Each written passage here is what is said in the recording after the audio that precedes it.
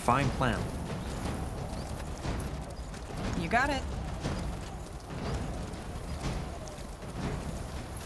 Sounds like a plan.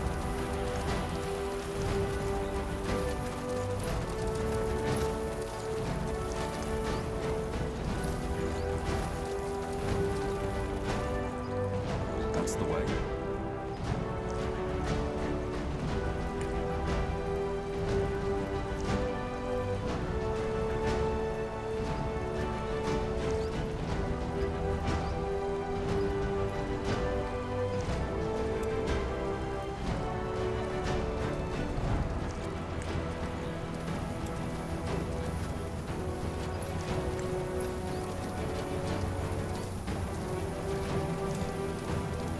A trap.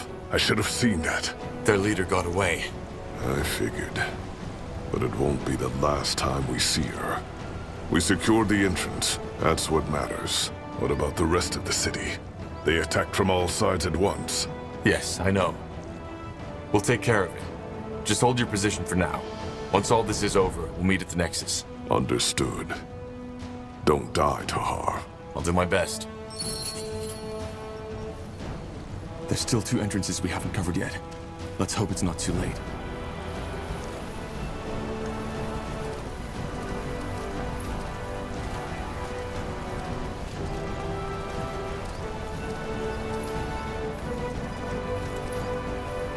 What is it? You need to destroy that machine. Otherwise we can't move out.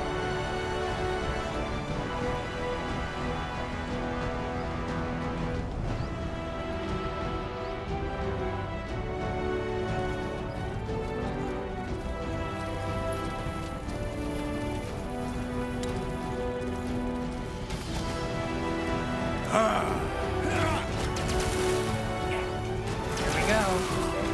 All right, here goes nothing. Let's see what we can do. Fine.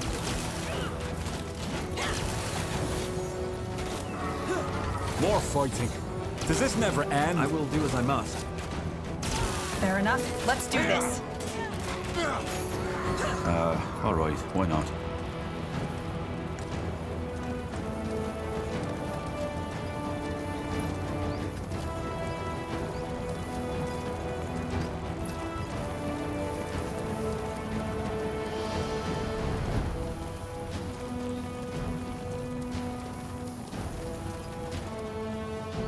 Get ready.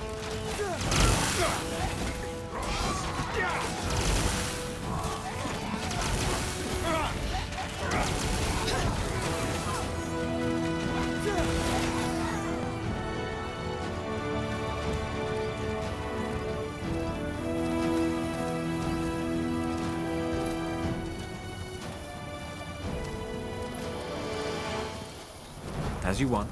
There it is. Take it down. Shit! Kill them!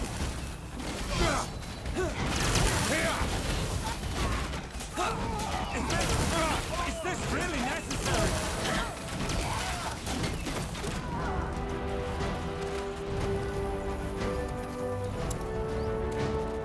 Let me see. Healing. Fine. Need healing. I'll keep you shielded. That should do it.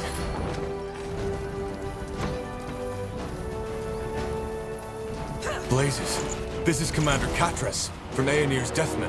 So he's fighting for the purity now. Corporal Tahar. What a surprise. Katras, why? Don't talk, friend. Fight. As you require. I'll keep you shielded. Is this... Here we go. Let us make this quick.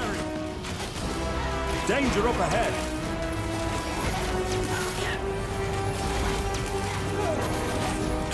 Fine.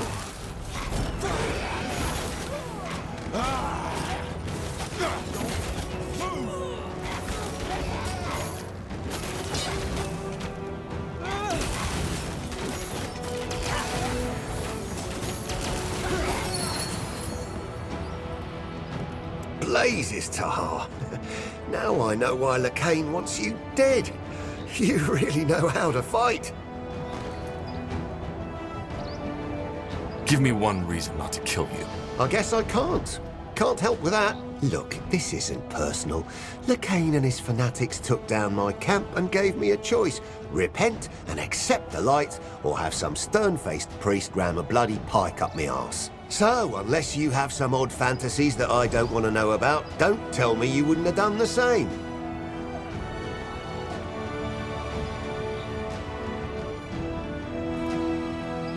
You have a point. Of course I do, Tahar. Any last words? I hate to disappoint, but we're not quite there yet, friend. Goodbye, Tahar. Too bad we couldn't be on the same side this time. What the? A teleport rune. Good thinking. Let's get back to Angar.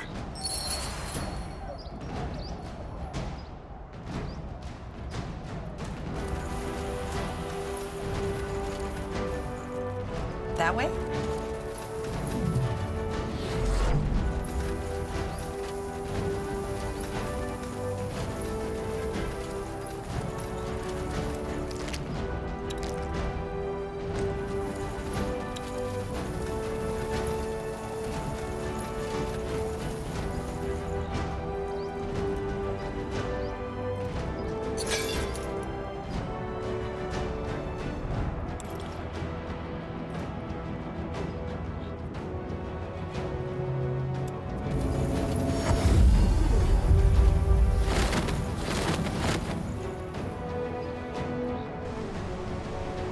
Interesting.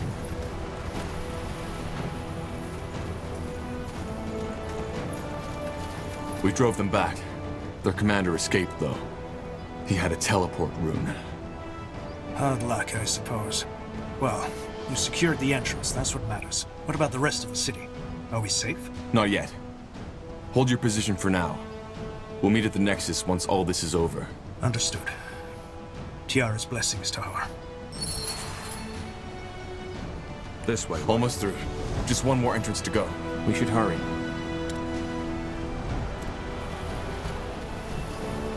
Huh, what's this? My newest invention. Or, to be more precise, my newly recovered Shaper technology. I call them, Death Towers. Death Towers. Yeah. While you were asleep, I did some more research on how the Shapers use the Nexus to defend their city. This is the result, though they won't hold forever. And my gut tells me the Utrans are up to something, because I haven't seen Lady Moira yet. So it's true. House Utran is fighting for the purity of light. Yeah, and quite viciously so. In other words, your awakening couldn't be more timely. What do you suggest? Well, as you know, I'm not the best at tacticians, but from what I saw, the attacks are currently coordinated by 2 Utran commanders. If we stay here and make sure no one gets through, you could take out those commanders in the meantime. Got it. I'll come back when it's done. Good. Nihalf guide your blade, friend.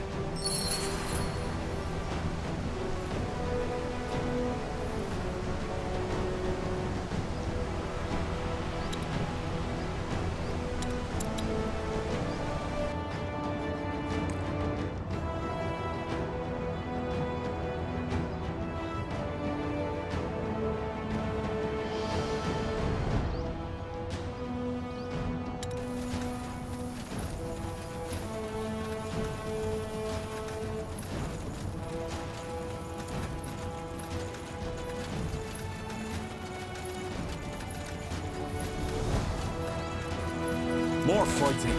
Does this never end? Whatever's necessary.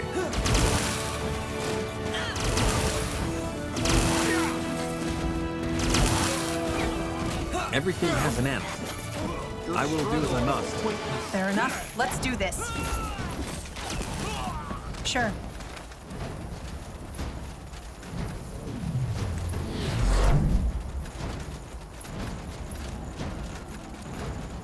As you require.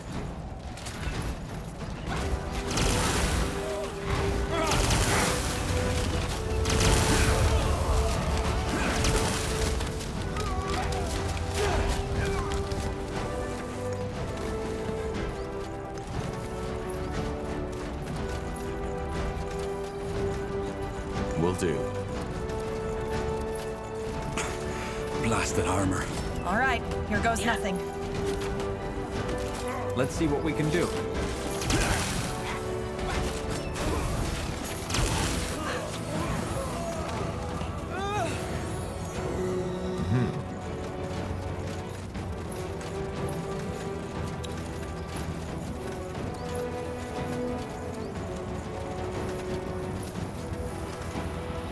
Fair enough. Let's do this.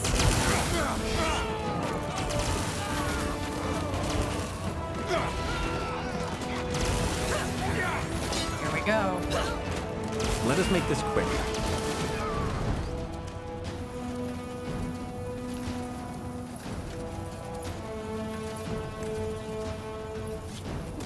Fine.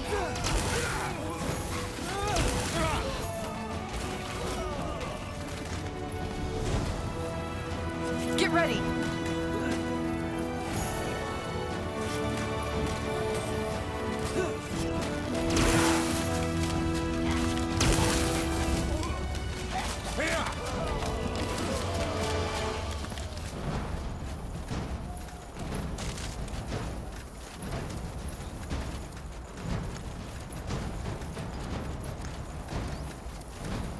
Fine.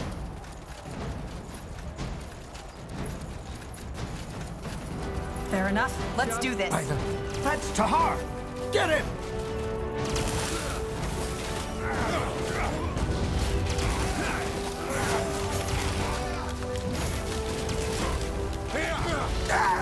He's dead. Let's find the other one.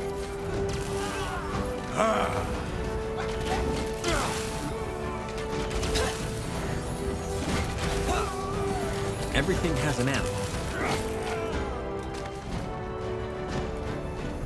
Corporal? That's the way?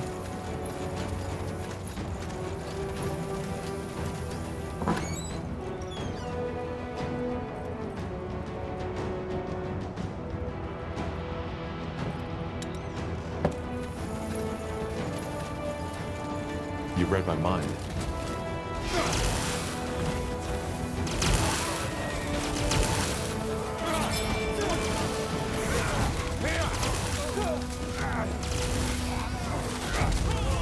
Just give the word.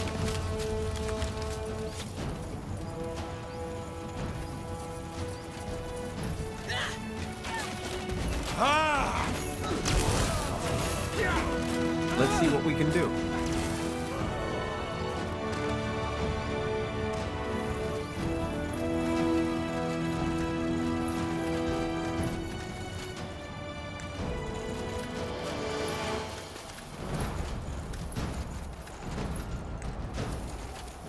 All right.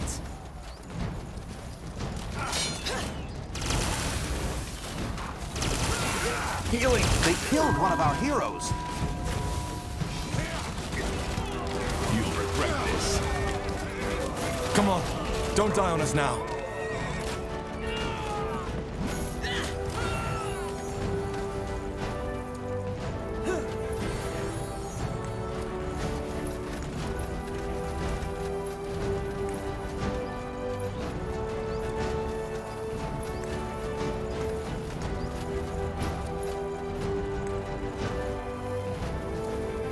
All right. Here goes nothing.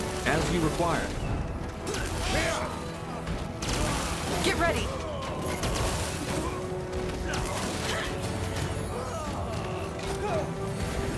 Here we go.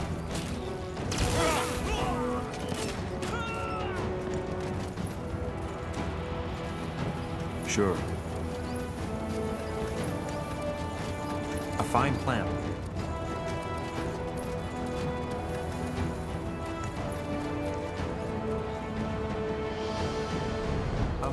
Yes, of course.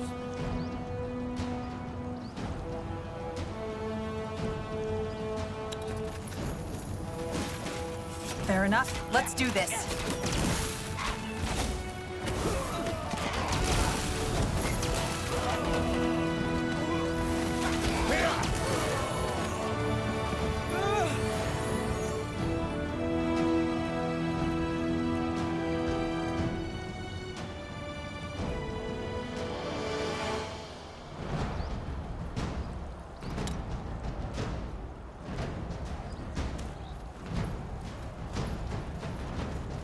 A fine plan.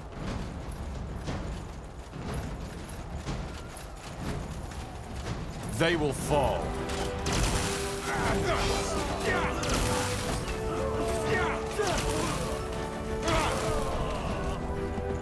Yes?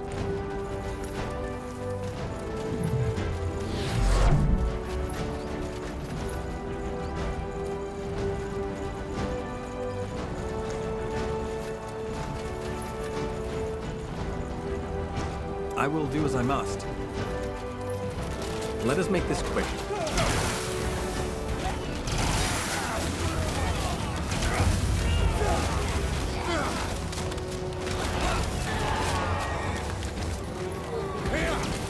Yes? Get ready!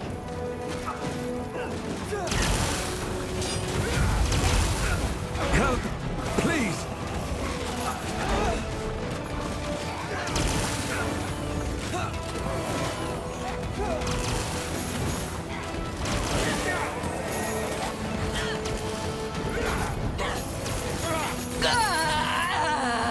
That was the last one.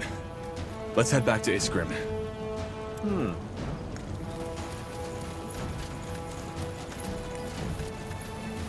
Got it.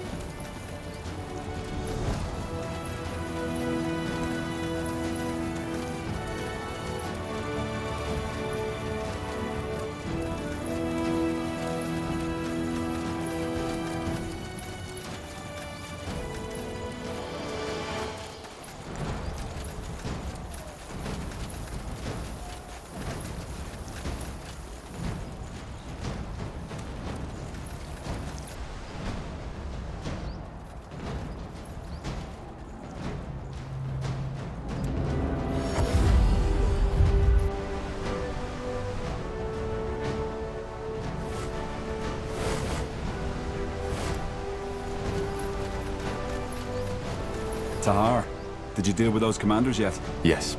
What the? Finally! Lady Utran, what's the meaning of... Alright, here goes nothing.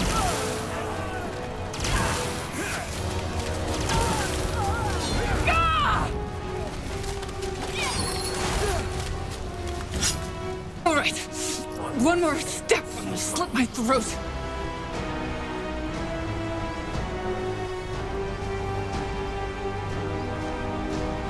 Tell me one reason I shouldn't kill you.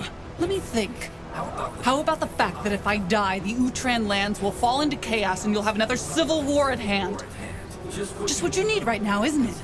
Not to mention that the poor, precious Lord Marshal would be heartbroken, losing his sister like that. I'm afraid she's right. I cannot let her die.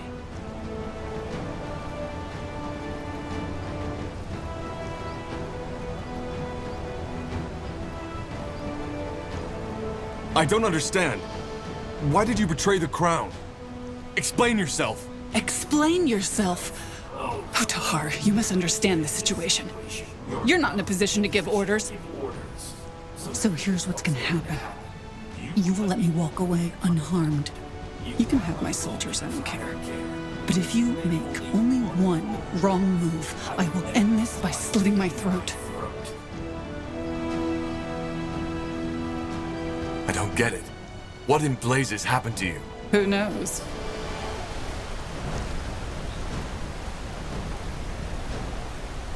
You're bluffing. Try me. Fine. Get out of here. A man of reason. One more thing, though, before I leave. What? You will repent. All of you. Nihal's hammer. What? I mean, what was that? That is... Wait, I have a theory. About what happened to Myra? Yeah, but let's talk about that later. I think this entrance should be safe for now. The Death Towers will make sure of that. Good work. That'll help us. We need to discuss things at the Nexus. Of course. Thank you again, Tahar. I'm glad you're back. What do you mean? She was possessed. This doesn't make any sense. I'm afraid it does. But again, I have a theory. The rune. While you were asleep, I tinkered with it a little. You think the rune has something to do with this? A rune. But it's probably best if I show you. Follow me, Tahar. I'm coming too. All right, let's see. Turn around. Tiara's breath. So, you get the idea. Mind control. Yeah. There are still some critical problems with it, and what I've done is far from what the Harbinger did with Lady Moira. But Tahar, this rune, it has so much potential. If you thought what it does with the Godstones was fascinating, it's just the beginning. The Shapers, the Gazarlanthep, they knew their full potential. And this is the reason they were so powerful. Do you see it now? They... Have you lost your bloody mind? Stop that! Whatever it is! Stop it now! What? Stop it for fuck's sake! Fine. You're free. Go and take a nap. Unbelievable. This is unbelievable.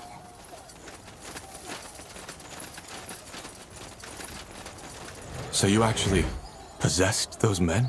No, I mean, yeah, the room did. Look, Tahar, I know that I was maybe a bit too enthusiastic here, but can't you see the potential? Those soldiers, they do anything you command them to, without batting an eyelid. Iskrin, this is wrong. Completely, utterly wrong. All right, just cool your head, will you? I know my way of handling things might not have been optimal, but hey, at least now we know what we're up against. You could at least give me that much credit. Just never do something like this again. They still look hypnotized. Are they free now? Yeah. It may take a while to recover, but tomorrow they won't remember anything. So it's not that bad. Who knows? Maybe they would have died in the fight if they hadn't been under my control. And you think that the Harbinger controls Lady Myra, right? Yes. And in an extraordinarily powerful way, if I may say so. Huh. In other words, we need to find a way to break that possession.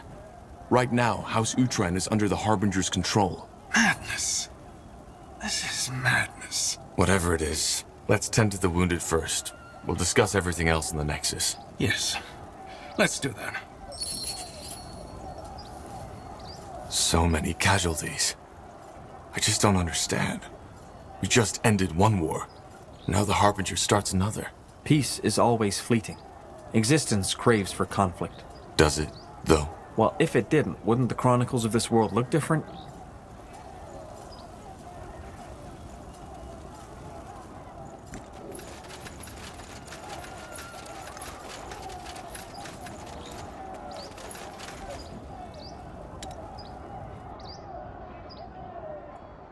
All right, let's catch our breath first. Angar, I'll talk to you when I'm ready to discuss the next steps. Good. I'll be waiting. Tahar, ready to discuss the next steps? You didn't tell me yet.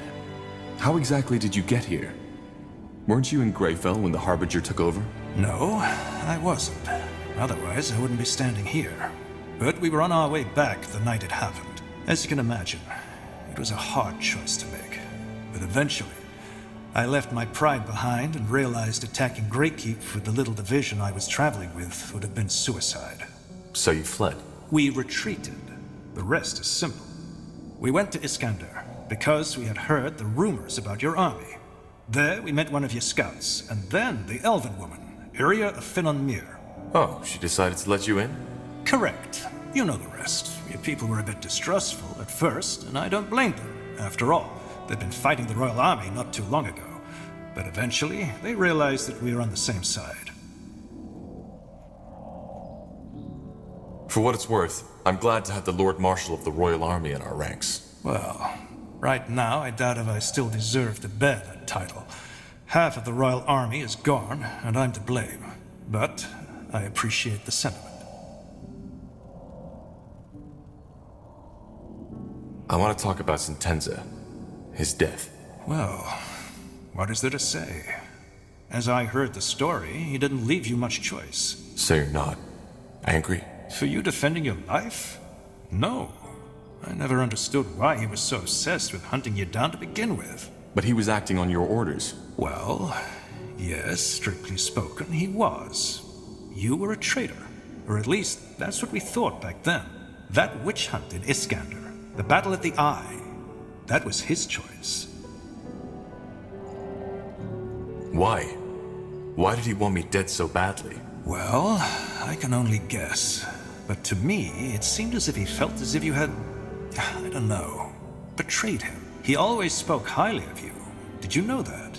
At times, it almost felt as if he considered you his own kin.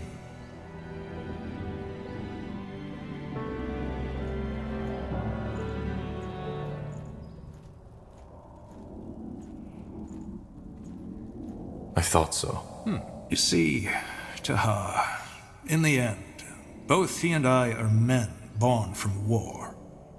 Seeing people die at your command, hearing the widows and the orphans cry as a result of your choices, it changes you. You need to find a way to deal with it, and Sentenza did so by shutting off his emotions entirely. Or at least to the outside. But in the end, he always did what he thought was best for Nortander. He saw the Harbinger's true face even before he revealed it. And I brushed it off as his usual distrust towards anyone, which was, as you know, a fatal mistake. And who knows, maybe if I had listened, it would never have come to this. Without the Harbinger, I'd be dead. That's true. But this discussion isn't leading us anywhere, Tahar.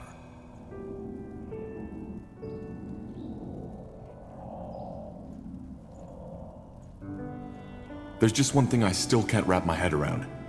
How did Lacane become so powerful? How could he rally so many people behind him?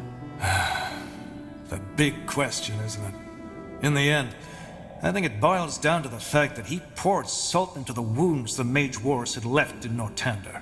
You see, it's not hard to rally people behind you if they are desperate enough.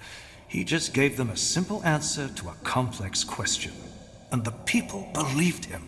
Though I don't consider him a pragmatist, he really believes in what he says, that Aeonia will return once mankind has repented. Which worries me even more. There's nothing more dangerous than fanaticism, fueled by magical power. Your father is the best example. I am. Good. Then let's call your companions. Good. Now that you're all here, I'd like to plan how we proceed. As... Tahar, I think you should allow yourself some more rest. You were in a coma for more than a month, and we still don't know what that melding actually did to you. Isn't it obvious? It made it more powerful. Yeah, but where does that power come from? What effect does it have on the human body or the psyche? We don't know.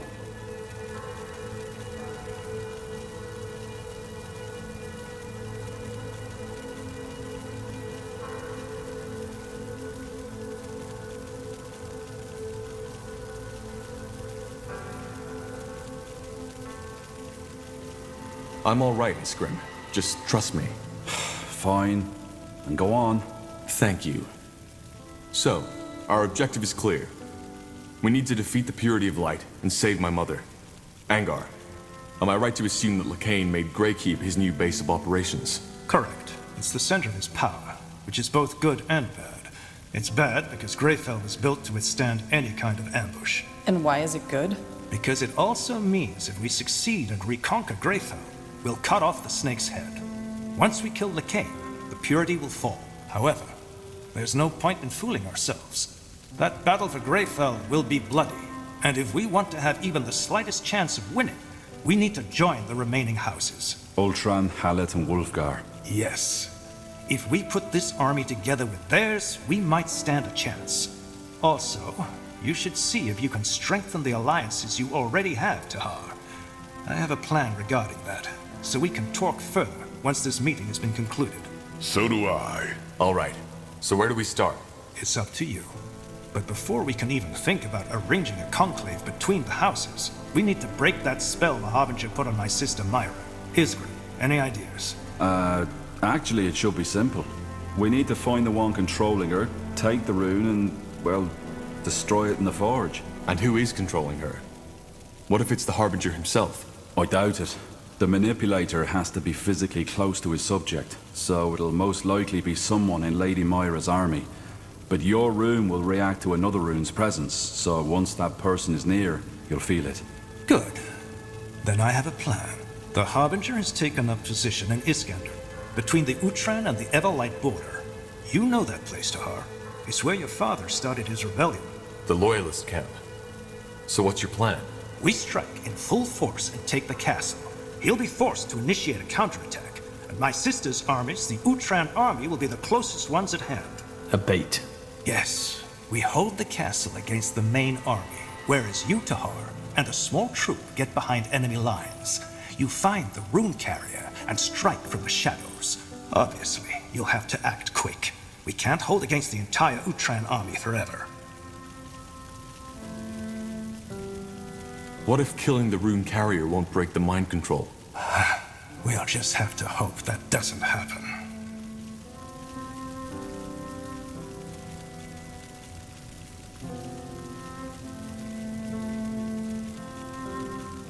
All right. So we take over the castle, wait for the Utran armies to cross the border, sneak behind our lines, and eliminate the rune carrier. And once Lady Myra is freed, we will try to gain the support of House Howlett and House Wolfgar. Yes, though we'll need to take care of something else before that. But let's discuss this when the time comes. Agreed. One more thing. This will be dangerous, and our original mission has been completed. In other words, if any of you are thinking of leaving, now is the time. Well, then we best get prepared now. I'll tell you when we head out. Understood. Tahar, I'd also like to talk with you if you have a moment. Corporal Tahar. A word, if you will? Who are you? Private Miller, Corporal. I'm from the Royal Army and came here with the Lord Marshal. We've captured someone who we suspect belongs to the Purity. He was seen in the deserted village outside this city, and he looks suspicious. He claims to be a simple courier sent to deliver a message to you, but we didn't want to take any risks. He's outside, near the entrance to the caves. I see. Thank you, soldier. Dismissed. Corporal?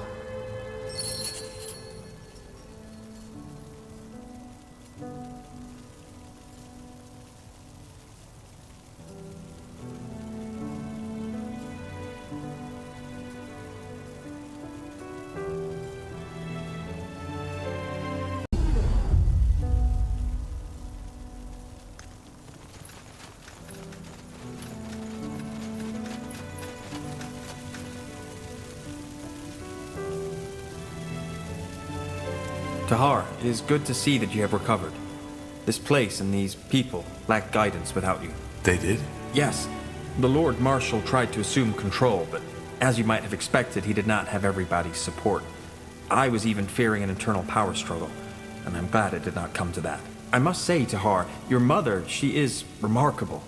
I have always wondered what the Shapers look like, and now I do.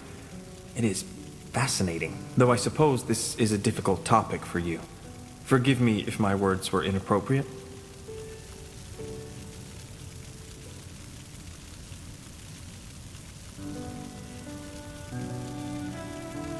All that matters is that we save her.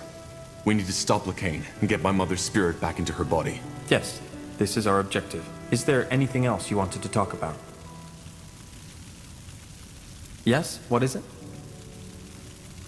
So, Undergast, when you told me about your split with Lena, I got the feeling that you were more than just colleagues. You are asking if we were in love. Am I correct?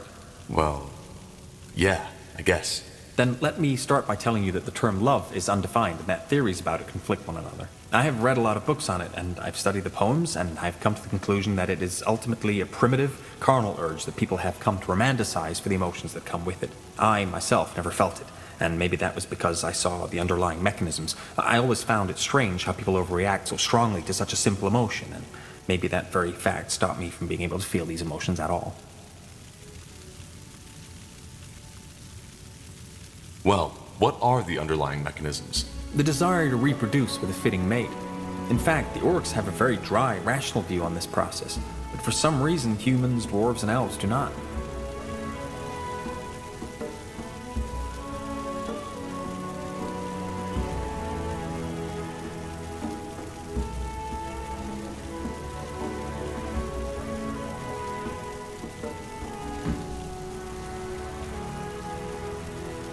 True. I never understood why we idealized that either. Once again, you surprise me, Tahar.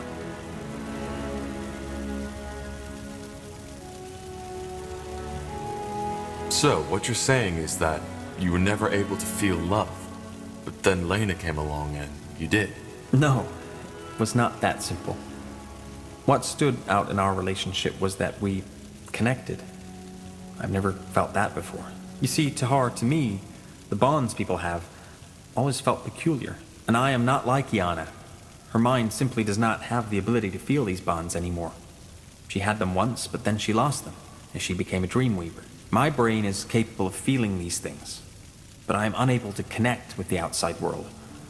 I only have my own mind as a frame of reference. For example, when a person tells you yes, whereas he or she means no, you might be able to feel this discrepancy because you are able to empathize with her. I can't. To me, this person's distress would make no sense whatsoever. But then there was Lena. For some bizarre reason, she understood me and I understood her. Or at least, I thought that I did. It was as if this barrier, this shell that separates my mind from others, was pervious to her emotions. I know how strange it sounds, and I also have no explanation for why this was, yet it changed me. All at once, I felt connected. Do you know this feeling, Tahar? You have traveled with these people for quite some time now. Is there anyone you were, well, fond of?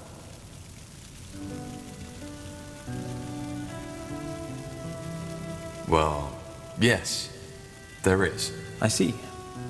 Then you probably know how distracting such a feeling can be. To be honest, when I first became aware of that bond between Lena and me, I was horrified. I could not focus anymore. When I sat down to write my studies, I realized after hours that none of what I had written made sense at all. What did Lena make of all that? Nothing. Unlike me, she did not try to analyze, to understand its origin. At the same time, she did not discourage me from pondering. I believe this is what made our relationship unique. Complete acceptance. She did not try to tell me how I should behave or feel, and neither did I. Even when she decided to leave the guild and I decided to stay behind, we both accepted each other's decisions. Your inability to relate to others, is it innate? Yes. If it were not, I might have considered my sudden connection to Lena as a symbol of overcoming. But it was not. Even though I felt connected to Lena, I was still unable to feel the same way towards others. This is what deeply confused me.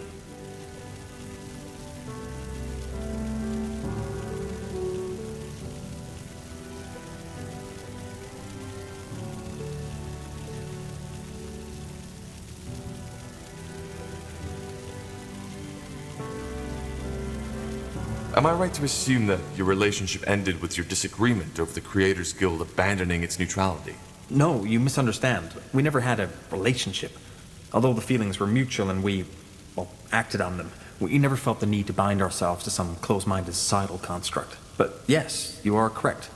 It was the disagreement that broke our bond. Quietly, she left and never returned again.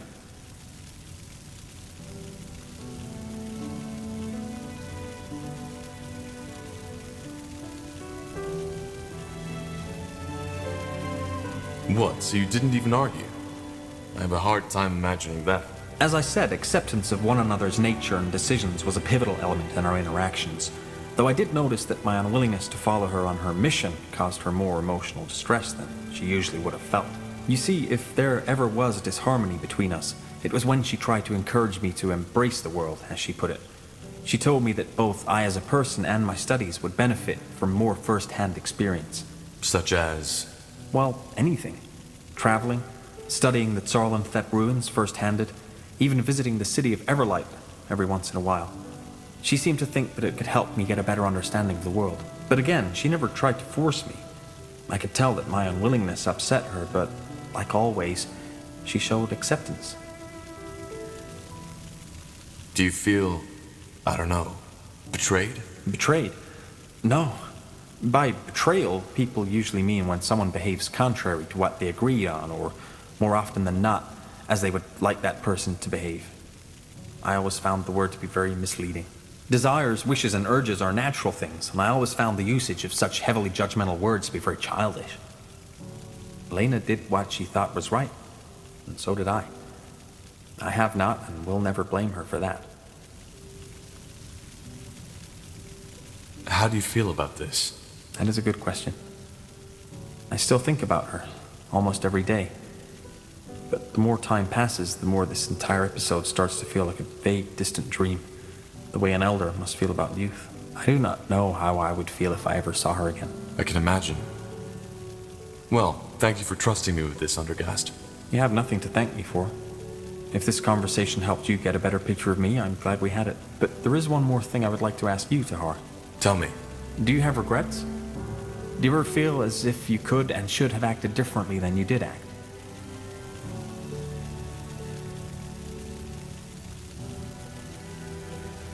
No. Impressive. You see, I've never told you this, but I find your resilience to be remarkable. How so? Well, it is no secret that you have endured a lot of pain, especially your early childhood must have made a mark on your psyche. But still, you did not give up.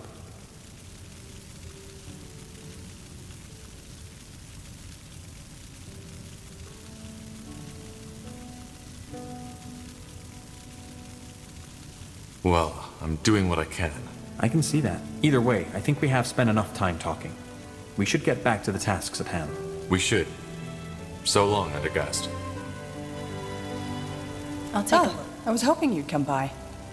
That was quite the surprise visit, wasn't it? The Harbinger couldn't have picked a better time for his attack. I guess you could say that. How's your injury? That blast from the barrier looked quite painful. The blast? Oh yeah, sure. I'm as good as new. One of the perks of being a light mage. Tahar, I'm sorry. For everything. What do you mean? Well, what you discovered in that dungeon. I didn't see that coming, honestly. I mean, I'd always felt you were different, but an experiment of your father? I would have never guessed. And now that bastard Lacane took your mother. It's just, one tragedy follows another. Now I feel almost ridiculous thinking about my supposed problems. We can still save her. Yeah, I know. And we will. Blazes. How crazy does that all sound?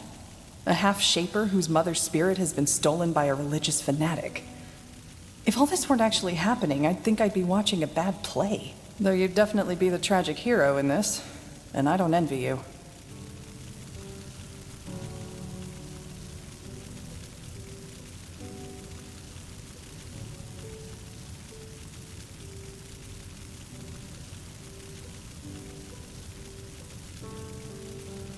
Problems are always subjective. I guess they are. Tell me, Tahar, if you had had the choice, would you have wanted to know? About your mother and how you were born?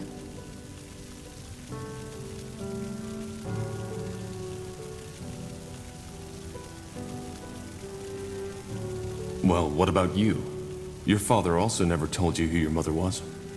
Would you want to find out? Good question. On the one hand, yes, I think I would. But then again, I never made any serious efforts to find out. I guess in the end it wouldn't have really mattered. She is dead, I know that much. And whether she was a priestess of the White Tree or a slum dweller, it wouldn't have changed the fact that she wasn't there when I grew up. But you're a different story. Your mother is still alive. And she's a shaper. I mean, doesn't that change everything? Would you really have wanted to know?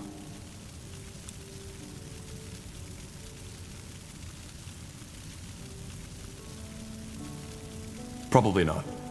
You know, I had my set of explanations for who I was and what made me the way I am.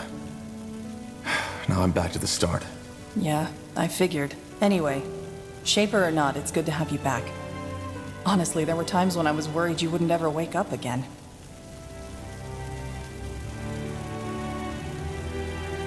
Well, it's good to be back. Stoic as always.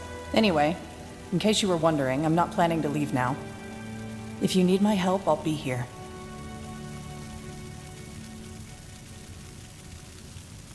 You don't need to stay. You know that, right? Our work with the Purity is over, and nothing's stopping you from going back on the road. Safer than mage murdering Lightbringers, right? Look, unless you want me to leave, I'll stay, and I'll fight.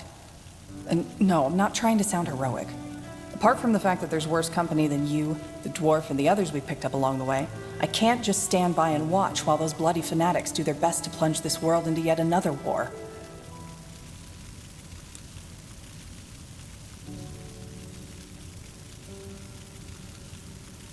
Thanks, Iria. I really appreciate it. Great. And now that we've got that out of the way, you should get some more sleep. You still look like a walking corpse. Don't make a habit out of it. I'll talk to you later. Corporal? Need anything? I would still like to know why you stayed with us. You're insistent, you know that? But to be honest, I've been thinking about that since you asked me. Found an answer? 2 answers, actually. First one, you know already. I'm a fugitive. And if the Purity or Nortander got their hands on me again, it wouldn't have ended well for me. I understand. What's the second answer? Well, that one's hard to put into words. You know, there's one thing I like about you, Tahar. Despite all you've been through, you still fight. You're trying to make a difference one way or the other. So many in your position would have given up long ago, but you keep on searching, as the Harbinger said back in Greykeep. And I respect that. More so, I can relate to it. How? Well, there's just so much shit going on in the world, and yet so many people just don't care. They try to use the chaos to their advantage or just look away. There were and still are times when I found this hard to bear. It was also one of the reasons I spent so many years on the road.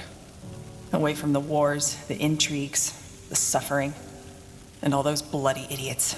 Out there, it's just different.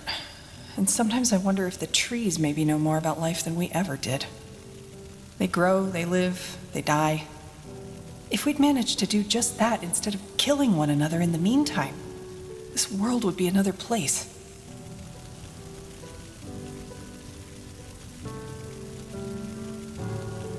But it's not that bad, is it? Yes, there is suffering, but there's also beauty. See? That's what I like about you. You've been through so much more than me, yet you somehow managed to still see the upside of things. So you're here because you want to change things. Is that what you're saying? Change? No. I don't see how this world could or ever will be changed. But at least we do something. And, you know, there was a time when I'd forgotten that this was even an option. You reminded me of that. And that's why I'm following you. Now, please don't look at me like that. You wanted the answer, and that was my best shot at it. Now, let's get back to less serious topics, shall we? You never told me why you fled Finan Mir. Fair enough. You've given me little reason to distrust you, so... Oh well. Let's just get this over with. I already told you about my father. How to him, I had always been more of an asset. Well, after my father died, I decided to become a novice. A novice? Someone aspiring to be a priest of Elen. I don't know why I did it. It was something my father had always considered a backup plan if an arranged marriage wouldn't work out. Part of it was probably because obeying my father was all I knew at that time.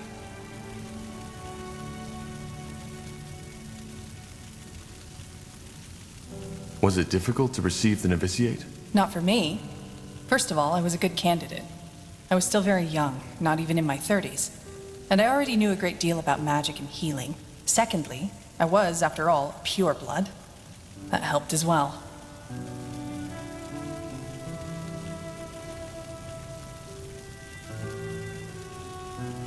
What does life as a priest of Elen look like? Boring. Though not as boring as a Nortander monk's life. You are free to have family and to indulge in the earthly pleasures. Still, your life is devoted to worship. And for a priest of Elen, that means healing the sick and preserving Elen's greatest gift, nature.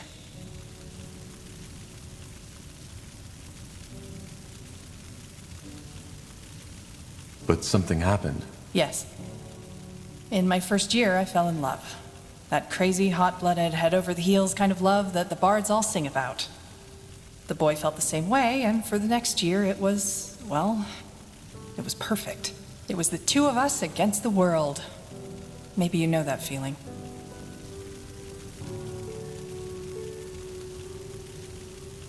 And the priests didn't mind? Priestesses.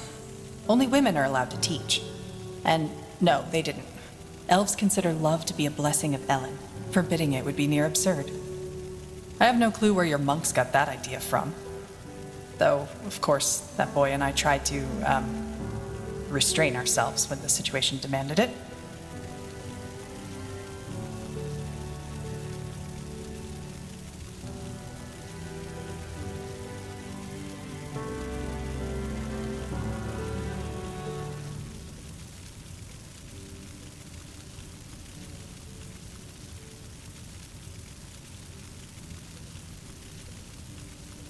What was his name? Doesn't matter.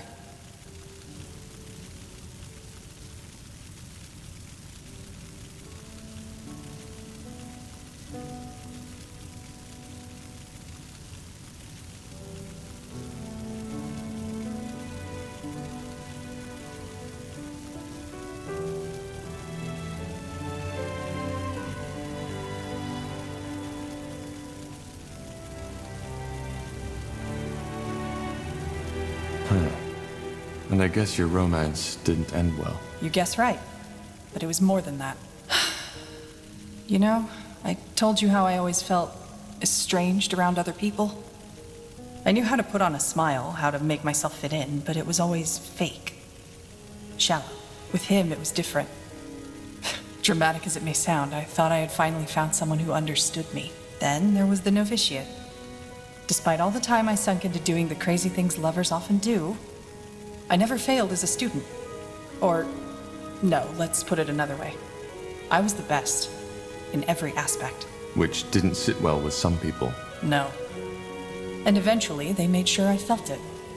They excluded me from everything, stared at me when I walked by. It hurt, yes, but I convinced myself it didn't. I've always been good at that. But what happened? My lover's friends started manipulating him. Telling him that I only saw him as my pet, that he was a failure, and that I only kept him around to feel good about myself.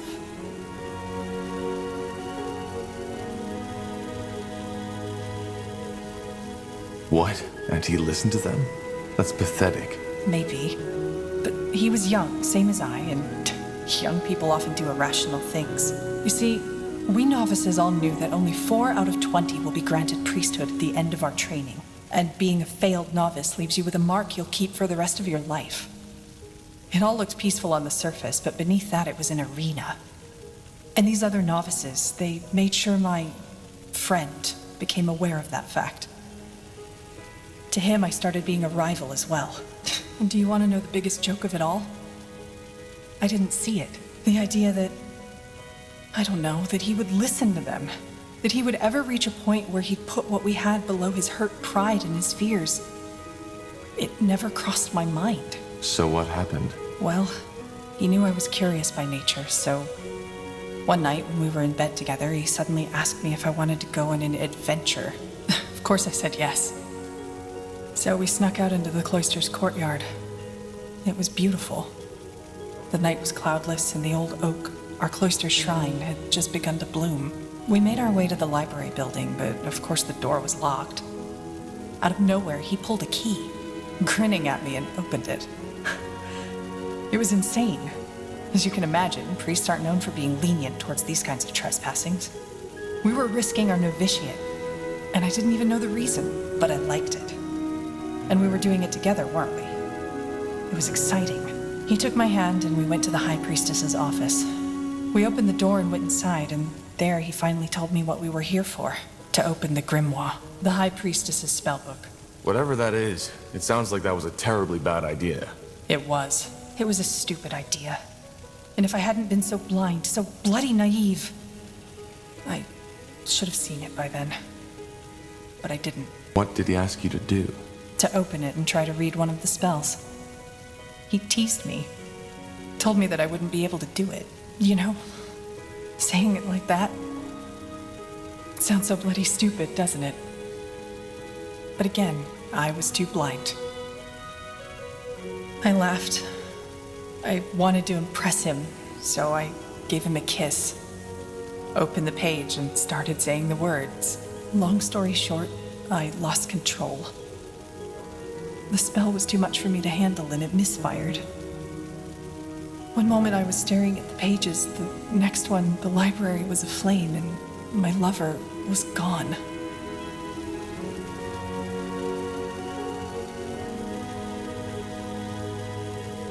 How far did that fire spread? Not far. It was put out before it could do real damage. But, of course, that was the end of novitiate. I was thrown into the cell of shame and sentenced to 12 years of polishing prayer banks and cleaning floors in the shrine.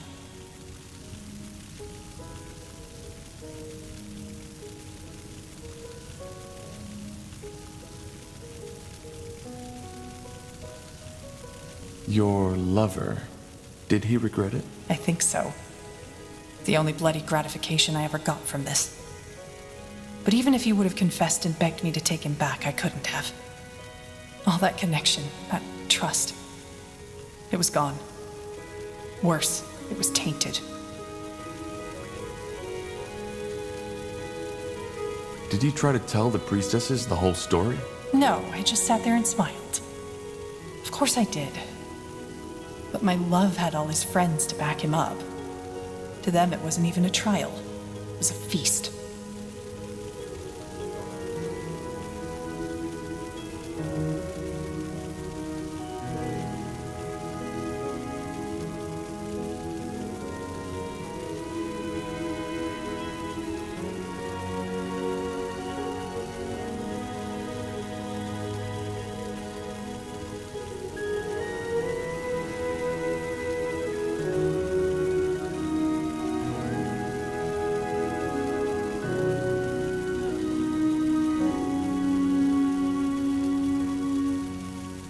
But you never did polish those prayer banks, am I right?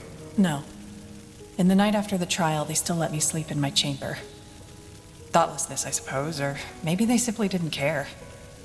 I got my things, left, and never came back. So, here it is, the whole truth. No dark secrets, no assassinations, no necromantic rituals. Just a plain old broken heart. Compared with all that shit you had to go through, it almost sounds ludicrous.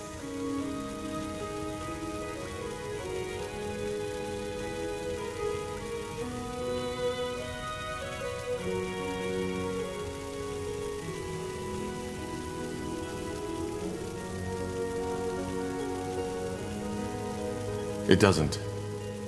Being betrayed by someone you trust often hits the hardest. Yeah, I guess. It's just, I don't get it. How could he give all that up? I mean, there was something between us, you know?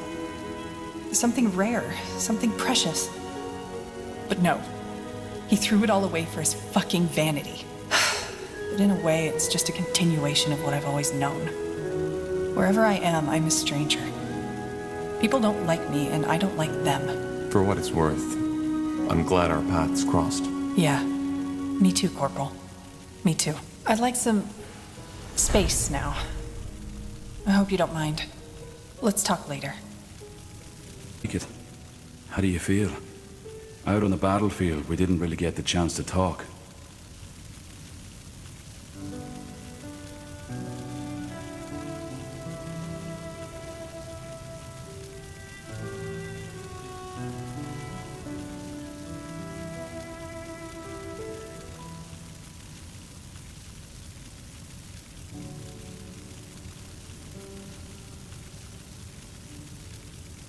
I just found out that my mother is a Shaper and that she's still alive.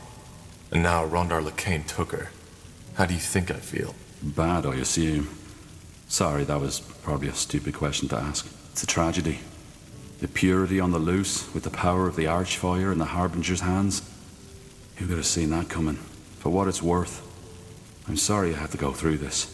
I truly am.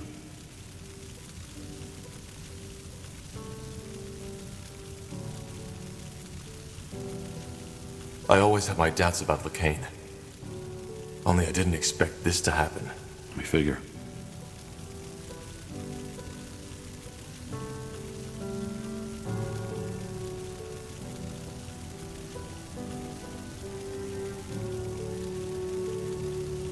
Be that as it may, all that matters now is that we stop him.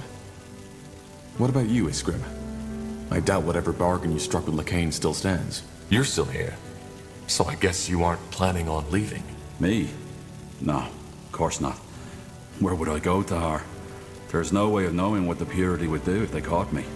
He wanted to kill you, so maybe Lacane doesn't want to leave any witnesses. Not to mention that we're still in the ancient Shaper city, full of marvels waiting to be discovered.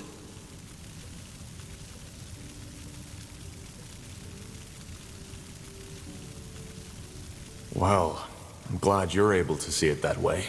A frown hasn't helped anyone yet, has it? There's, one more thing I wanted to ask you.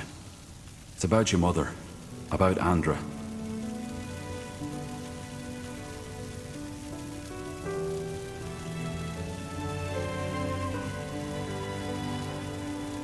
Ask. I'm not sure how to say this, but she was a Shaper. A living Shaper.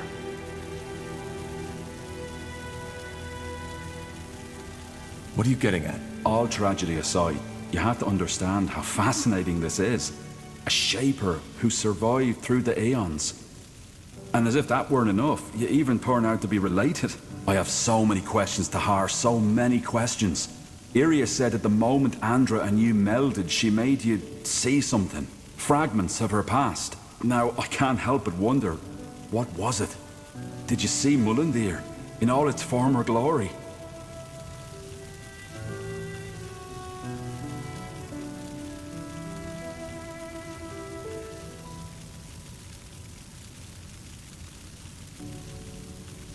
I didn't see anything.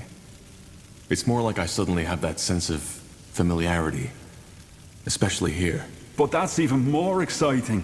She must have transferred some of her memories onto you. I wonder if that's part of this melding ritual. Look, Tahar, I'm not sure how to say this, but how would you feel about it if I examine her? There's so much we could learn from her, even if her mind has left her body.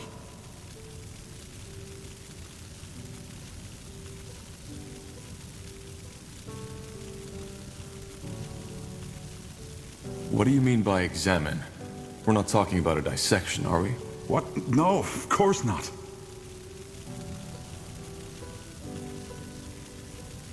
Why? What are you hoping to gain from that? You mean apart from being able to examine the body of a living Shaper? There's much we could learn. Maybe we could even find something that helps us fight Lacane.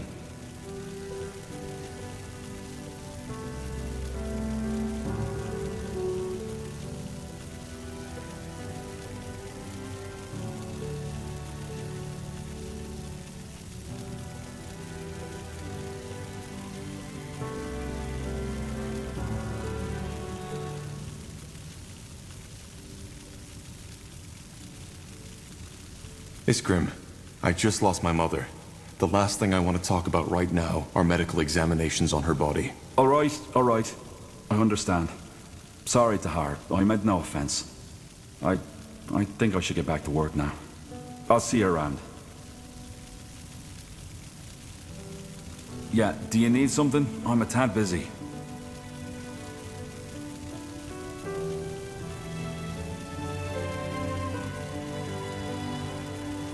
There's something I've been wondering about. Well, that was simple. One night... Mullendir. Yeah. You know the rest of the... Goodbye.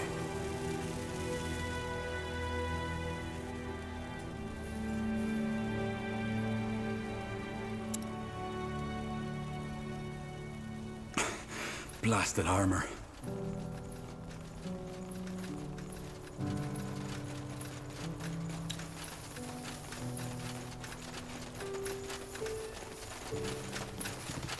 Tahar, what is it? You knew about my mother, didn't you? That's what you hinted at back at the forge, before we set out to the Eye. Well, the answer is yes and no. I had suspicions. Let us call it that. But they weren't enough to go on, and I had no idea your mother was connected to the Bloodburn.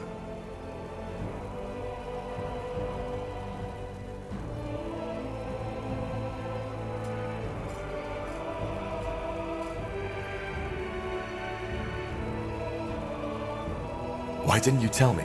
That I believe you might be the result of your father's experiments? That you're the offspring of some long-dead, forgotten race? Tell me, Tahar, what for? I mean, at best, you wouldn't have believed me. And at worst, it would have cost you your sanity. So no, I don't think I should have told you. I didn't know if these suspicions had any substance at all. And I would have been at great risk, especially back then when you were still part of the rebellion.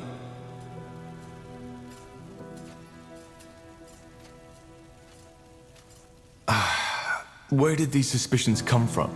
Did my father tell you? No. And he never found out that I knew. Your father... I don't need to tell you how meticulous he was, do I?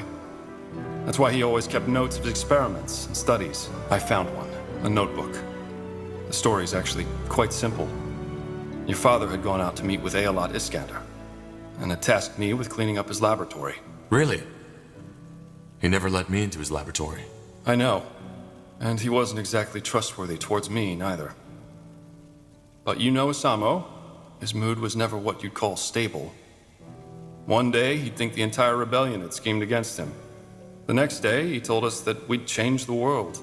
It was part of his charisma, I guess. Sometimes I think the reason why the Mage Rebellion became so big was less of Asamo's magical powers, rather than his ability to create emotions in his followers. But we digress. So I had found this small booklet on his table. It didn't look important in any way, yet I was immediately curious. I opened it and started reading. What was in there? His experiments in the eye. The ancient woman, as he called her. Your creation, these waxwork figures which he tried to infuse with life. It was disturbing. And at the same time, fascinating, as you can imagine. Do you still have that book? No, of course not.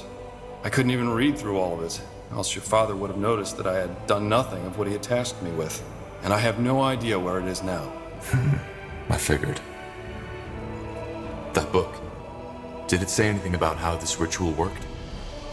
Andrew said something about how the Shaper is conceived differently. I don't think it can be compared to how two humans reproduce, if that's what you're thinking. But as for the details, I don't know.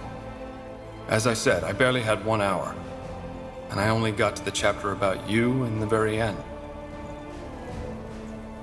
So, why did he, well, create me? My mother said it was to gain access to the Archfire. Yes, I think that was the main reason.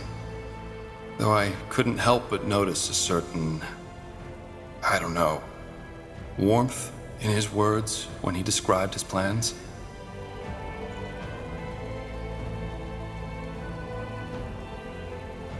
It just all sounds so bizarre. Yes, it does. Still, I don't think you were just a tool to him. You weren't. Tell me, Tahar. Knowing all that, how does it make you feel?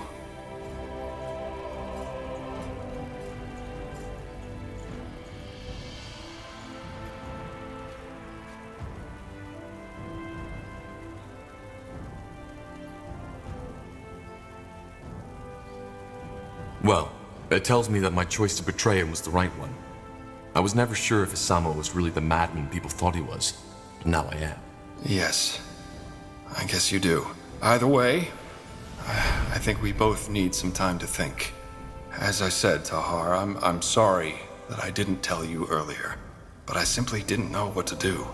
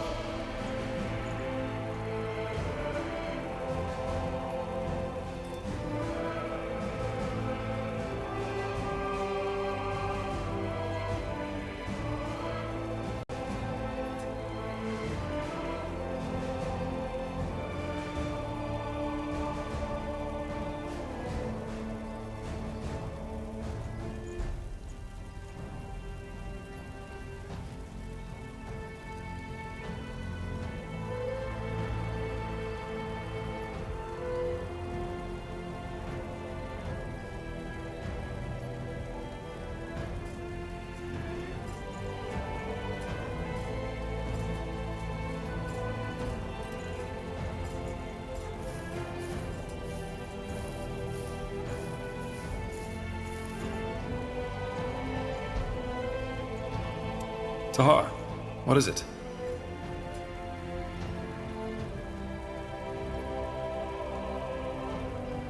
I'll be off.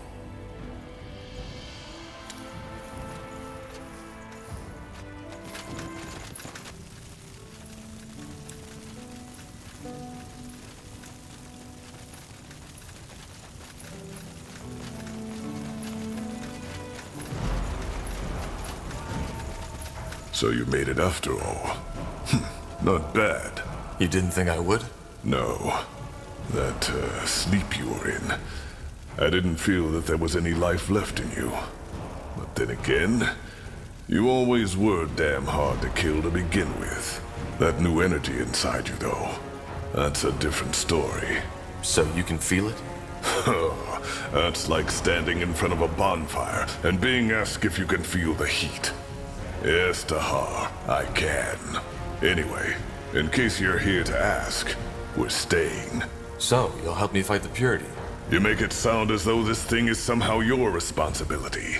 It isn't. That fanatic, with his idiotic stories of the All-Father's return, is out for all of us. Especially the orcs, or the other members of the dark races. So yeah, the Fire Wielders will stay. That's good news. Thanks, Gore. Don't mention it. Anything else? Huh?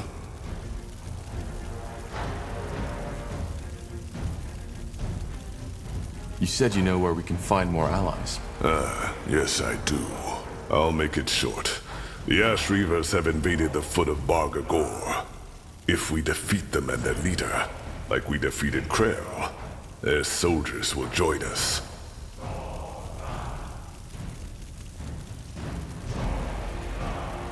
The Ash Reavers. I'm guessing that's another orc tribe. Yes, you already met them, back at Farland's Hope. They are a very violent tribe. A lot like what Krell wanted the Fire Wielders to become. And they are nomads. They never stay in one place for more than a couple of moons, which is why their city is basically a movable fortress.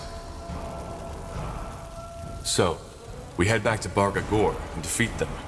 Sounds simple enough. Well, yeah. Except for one thing. Kagan, the Ash Reavers chieftain. I think this invasion is about more than gaining new territory. It's personal. He despises me. And that's putting it lightly. Why? Because you killed Krell? No. It's more complicated than that. You see, becoming a shapeshifter in Orcish culture is complicated. You have to be chosen by the village elder and undergo years of brutal training. I did my trial with another apprentice, a female named Rain. We were close, not as mates, but as friends, almost as if we shared the same blood. Long story short, during the trial we found ourselves locked inside a cave, deep inside the mountain of Barga Gore. After weeks of starving, we realized what the true trial was. Only one of us would leave the cave alive. Rain sacrificed herself for me, without my consent. She did it while I was asleep. To get to the point, Kagan is Rain's true brother. To this day, he thinks that I killed her.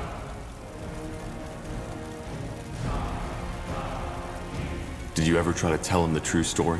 We only met once. And yes, I did try to talk to him. It ended in a fight which I won. That disgrace only added to his hatred. And truth be told, that was my last attempt to convince him. I knew it was fruitless. Our tribes lived weeks of journey from each other. And, well, the memory of Rain's sacrifice is painful enough for me as it is. I just wanted it buried, somewhere in the dark corners of my mind where I'd never have to face it again. Which, as you can guess, didn't work. I still have nightmares. I see. And that's why he invaded Barga Gore. It must be. Bloodthirsty as the Ash Reavers are, there is no reason for them to start a war with the Fire Wielders, especially now that we unified them. He must have heard that I'm behind this, and that rekindled his hatred for me. In other words, we need to stop him, and as fast as possible. According to one of my sources, the Purity is also planning to start an attack on Bargagor. The Fire Wielders should be able to hold them at bay, but not if they have to wage war against the Ash Reavers at the same time. Why is the Purity attacking Bargagor? Isn't it obvious? To eradicate us. Just like the Dark Elves, we Orcs are a creation of the renegade gods, so we aren't even given the chance to repent. Lakane's war doesn't stop in Northander, Tahar. He plans to take on the entire world.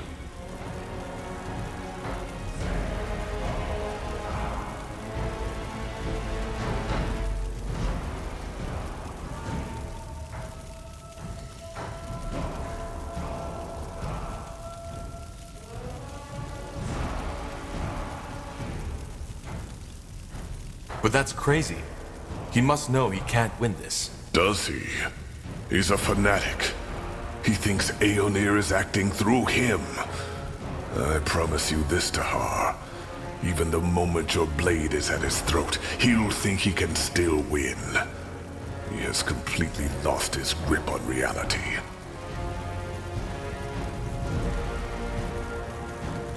So what's the plan?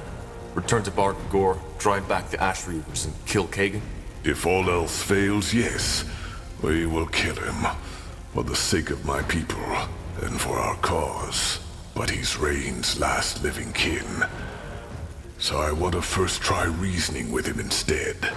There must be a way to convince him that I'm not a liar, that I didn't kill his sister. All right. I'll tell you when we head out. Yes. Chieftain Czar already left before you woke up to get an idea of the situation. I know time is sparse, but we should leave as soon as possible. And thank you, Tahar. I appreciate it.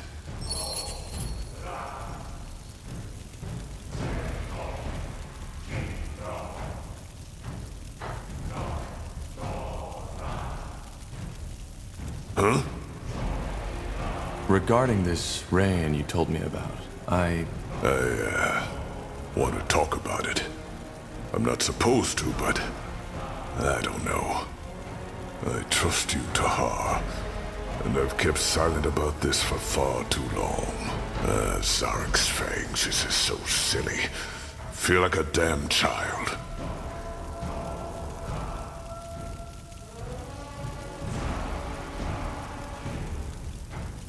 Gore, just spit it out already. Right. Where do I start? Before becoming a shaman, every disciple has to go through a trial. The Iron Trial, as it's called. I told you that I did most of my training in solitude, didn't I? That wasn't true. 5 years after I entered disciplehood, another orc was accepted by my elder. A female named Rain. She was 2 years younger than me.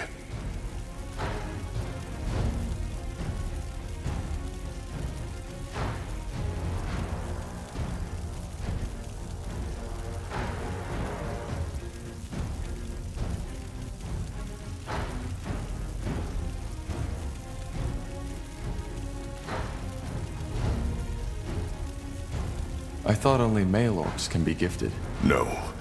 It's just that for female orcs, it's even rarer to have magic, which is why there are close to no female shamans.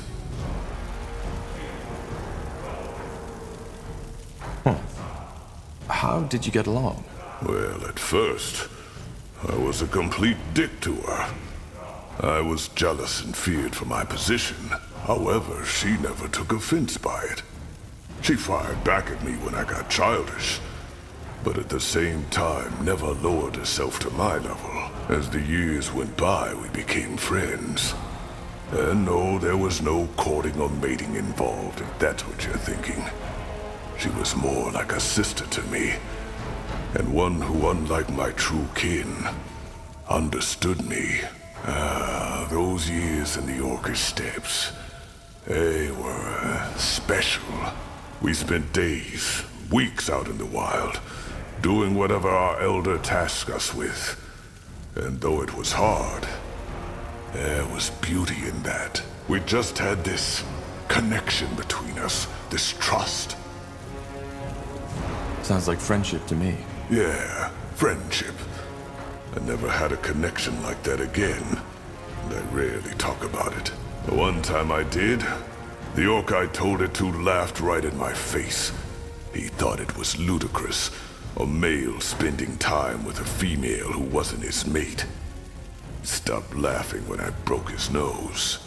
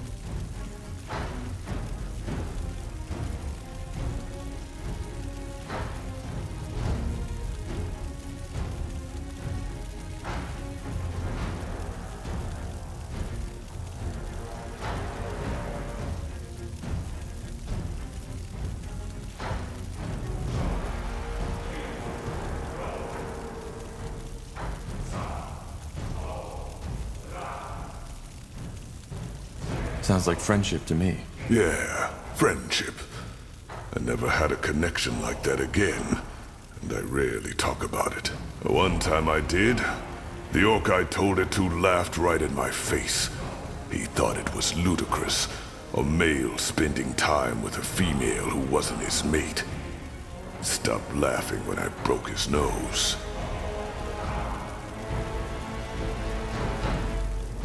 But something happened, am I right?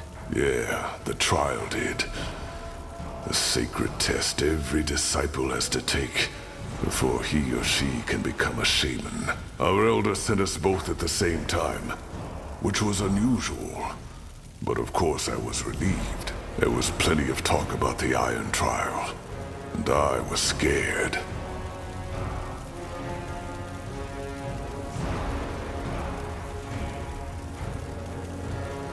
What did you know about the trial?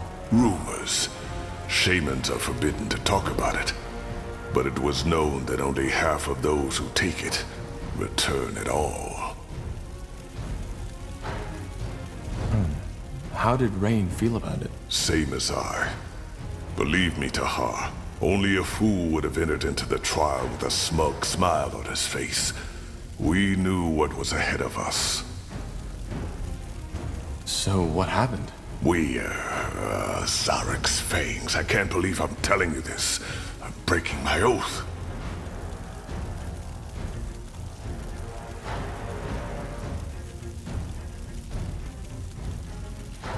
For what it's worth, I'll keep silent about it, I promise. I know you will, Tahar.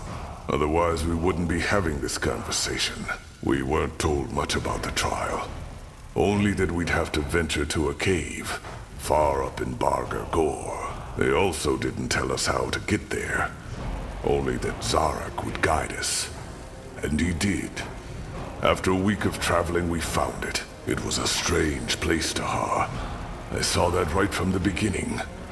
The entrance looked like a mouth, the rocks surrounding it like the bones of an old forgotten beast, and the stalagmites like hundreds of teeth. But of course, we went in. We had to. What did you find? A giant hall. It was as mesmerizing as it was unsettling. There were murals and carvings all over the cave walls. Old glyphs that I'd never seen before. Shaper glyphs, maybe? No, not Shaper. They looked as if the Guardians themselves had carved them into the rock. Interesting. What else was there? Nothing. That's what baffled me. Apart from those murals, the hall was completely empty. And for some reason, the ground in that hall was completely smooth, like polished stone. There were braziers, one in each corner of the hall, and they were burning brightly. Rain was as confused as I was. But nonetheless, we entered the hall. And that's when the trouble began. Because all of a sudden, the exit was gone. No magical noise, nothing.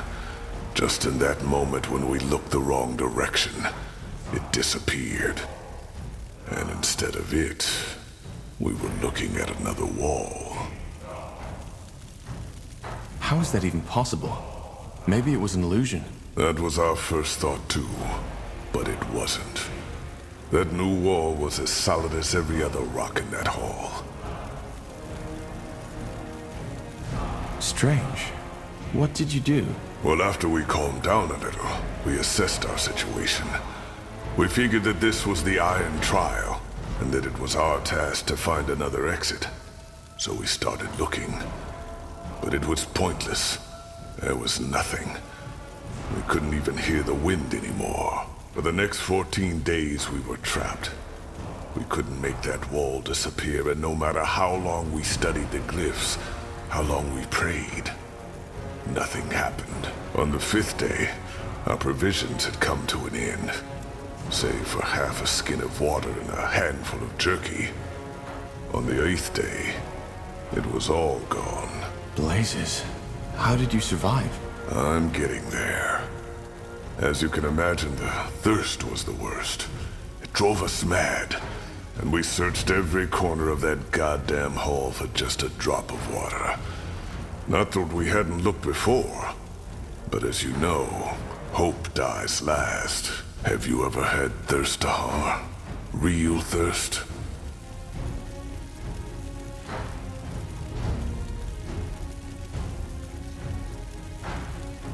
Yes. Then you know what it feels like. On the 11th day, Rain and I were puking our guts out. Our skin had literally started to crack, and I felt as if I was burning from within. On the 12th day, we were only an inch from death. That's when the dream came. A dream? Yes, a shared dream. Almost like a vision. We were still in that hall, Rain and I. But we were out of our bodies, floating like spirits. At first I thought we had died, then I saw what was different. The floor was full of blood, and that blood was burning. The murals and glyphs had started moving, twisting, like shadows dancing on a wall. That's when I first understood what they were depicting. For some reason in the real world, I'd never been able to. What did they depict? It showed what was expected from us. what we had to do to get out. Sorry this isn't easy. I've dreamed about those weeks ever since. But telling someone, it feels bizarre.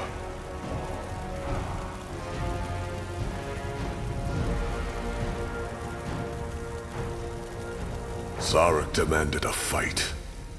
Either one of us died by the hands of the other, or we would die there together. The Iron Trial. We were never both meant to pass. Truth be told, that doesn't surprise me. Yeah, and it shouldn't have surprised me either. But for some reason, I don't know. He had known Tahar, our elder, our master. He had known that it would come to this. Yet he still decided to send the two of us out at once. So you fought each other? No. Trial or not, I would have rather died than done that. And that's precisely what I told Rain. A god that demands a man to kill his own sister is not a god that deserves worship by anyone. But Rain wouldn't have it. She claimed that if both of us died, both of our lives would be wasted for nothing. I got angry and asked her if she meant that she wanted to fight me. She said no. I don't understand. She wanted me to kill her. She told me that she was already too weak to make it down the mountain anyway. But that I could still make it. Believe me, Tahar, if there had been any strength left in me, I would have punched her just for suggesting it.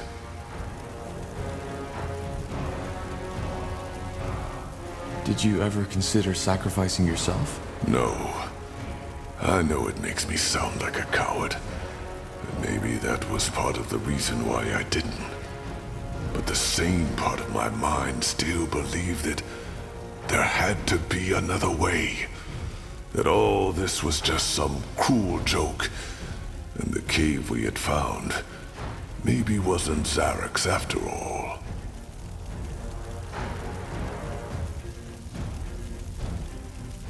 And yet, you're here. I am. I should have known before she even did it. She always had to have it her way, no matter the price. It happened when I was asleep. She took my dagger from its sheath, put it into my hand, and drove it through her throat without hesitation. When I opened my eyes, her blood was already all over my face. And as if Zarek had been watching all along, the wall disappeared. No noise. Just like that. The wind was back, and it was raining outside. The first time in months. I like to think that she saw it before she died. Did you make the descent? I did. There were berries in a mountain goat that had been hit by a rock slide, right next to the exit. It was so absurd I almost had to laugh. When I got back to the Elder's shack, I screamed at him, then broke down and started to cry. He just listened. In the end, he told me that we had both known what had been at stake. Yet we agreed. Choice and consequence. He made me a shaman the next day.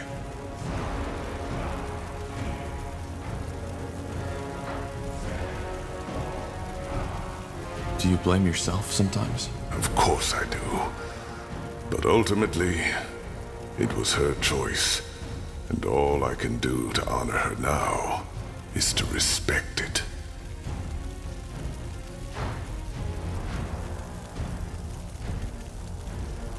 That's cruel. Maybe. But without cruelty, there isn't life. Don't you too send brothers and sisters into battle, Tahar? Children, fathers. You do it because ultimately, you believe the outcome will lead to a world more desirable. It was the same with Rain and me. We wanted to be shamans, Zarek's chosen, and we both paid the price. I see. There's one more thing. Remember when you asked me why I feel the way I do about our culture? Why I think we orcs should strive for more? It's Rain who made me realize that. Most orcs would have fought each other in that cave, to the death. But she didn't. Instead of submitting to her primal instincts, she made a sacrifice. One that I could have made too, if I hadn't been such a coward. Blazes, it feels strange to have told you all this. But, I don't regret it. Well, thanks for trusting me with this, Gore. Let me have some time for myself right now, all right? I need to think.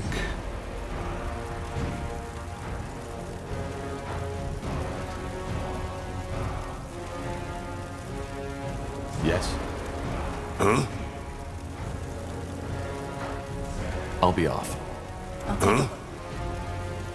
I'll be off.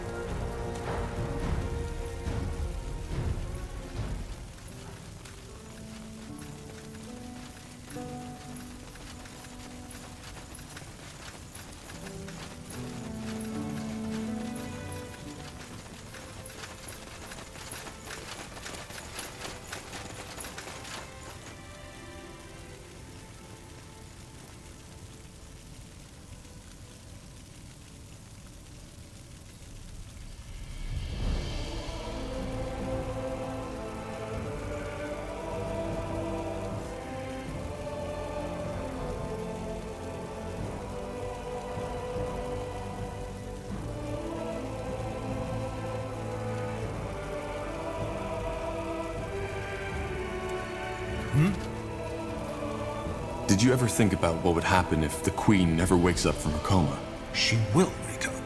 The healers claim that she's already getting better. They've claimed that ever since the dragon incapacitated her. The Queen has Hibernian blood in her veins. And as long as her heart is still beating, I will not waste any time thinking about something that might never happen. Though, of course, that is not to say that others at the court haven't done it. Most people believe that Queen Aelith doesn't have an heir. But that's wrong. She does. Really? Who? A cousin.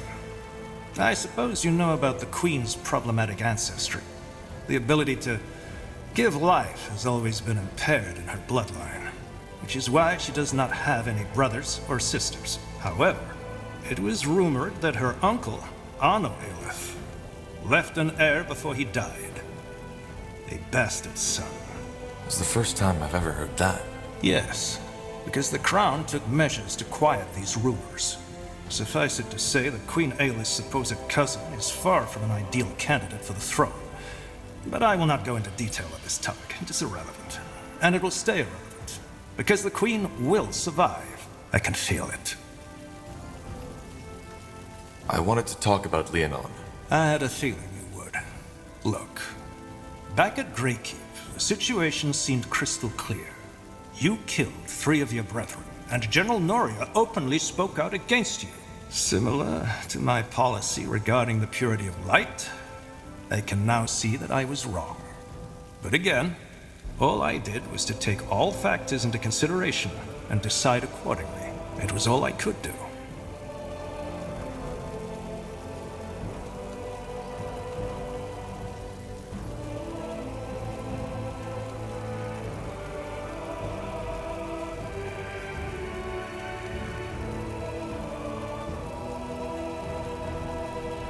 You also could have used common sense. I risked my life to help Northander back when I turned to my father. Why would I now suddenly start massacring Wolfguard soldiers? You're right. I should have taken that into consideration. Either way, you've been pardoned. And more than that, now we're fighting side by side against the real scourge of the Empire. I don't hold any grudges against you. And I can only hope you feel the same.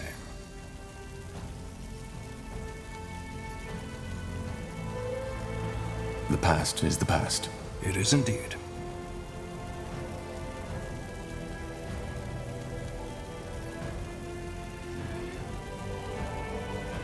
Tell me, Angar, do you regret helping the Purity, now that you've seen their true face? That's a hard question to answer. And you know it. On the one hand, yes, I underestimated them. On the other hand, back then, it was the only logical thing to do. Logical? Yes. After all your father did in the Mage War, the people were angry, desperate, broken. The Purity channeled and still channels these emotions. It may sound cynical to say that now, but if it hadn't been for the Purity of Light, something far worse might have happened. That's a cold way to see it. It's the way a commander has to see things. But that is not to say that my decision to give the Purity of Light that much power came easy. I'm not free of self-doubt and empathy, Tahar, even though it may seem that way to you. However, I will not lie. Mages are a problem, and something needs to be done about them. If we don't, it is only a matter of time until a second Isamo Tahar will appear and once again plunge the world into chaos. But so much good can be done with magic. We aren't all evil. I know you aren't. I fought alongside battle mages for all my life. But as your father proved, the damage only one deluded mage can do equals an entire division of Northander soldiers. But to return to your question, all I did was take every factor into consideration and decide accordingly. You did the same, more than once. I've threaded the trail of destruction you've left behind on your journey. Many people died under your command.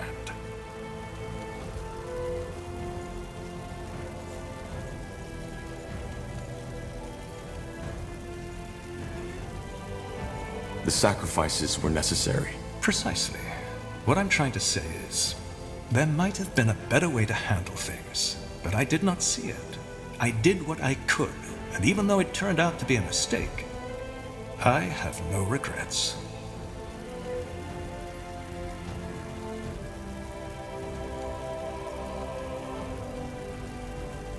You said that you have an idea on how we can get more allies to fight the Purity. Yes, I do. It's someone you're already familiar with. At least, according to your friend Iria. The Iron Falcons. You want to convince them to join our troops? Not all of them, obviously.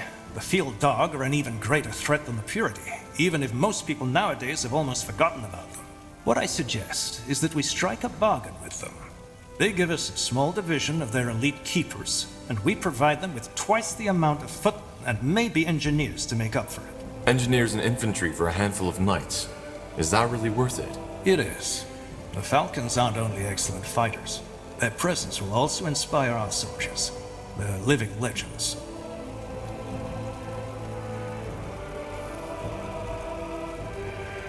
That's not what it seemed like when I was there. High Keeper Aranor almost lost the tomb just because she was too stubborn to cooperate with the Deathmen. Well, given that the latter now fight for the Harbinger, her mistrust wasn't that unjustified, don't you think? But still, you make a fair point. Keeper Aranor is complicated. But if what the elf told me is true, she learned her lesson.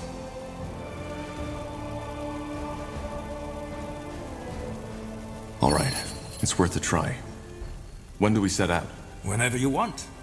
Thanks to these Godstones, it won't take us long to get there, so I'm not expecting this mission to cost us more than a day, 2 at most. We should probably take some troops with us, just in case the canyon is still unsafe. Fair enough. I'll let you know when we go. Good.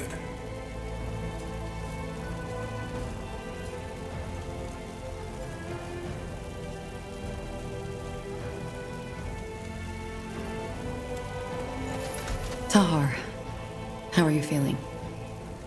To be honest, I thought you were dead. While you were in that coma, I was unable to read or feel any thoughts and emotions emanating from your spirit. You were like a corpse.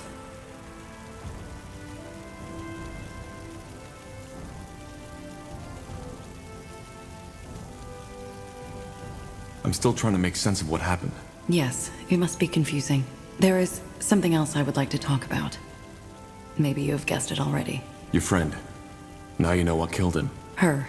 She was a woman, and her name was Mila. But yes, that's right. Now I do. It was your mother. The Shaper.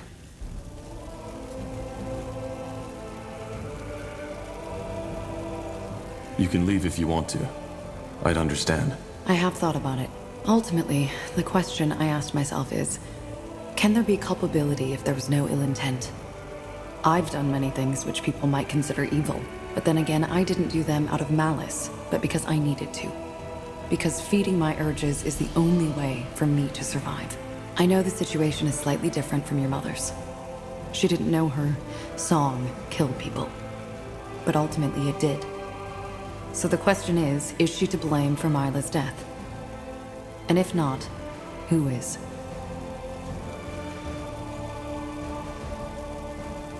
Why does it matter? It doesn't matter. But I would still like to know the answer.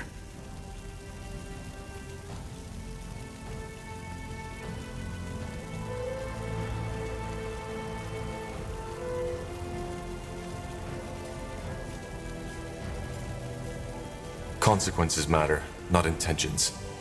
She is responsible for the bloodburn, and her ignorance doesn't change that. Then, theoretically, your mother is to blame for Myla's death.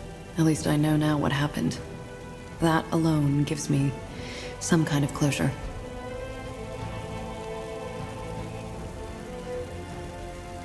Do you hate me now?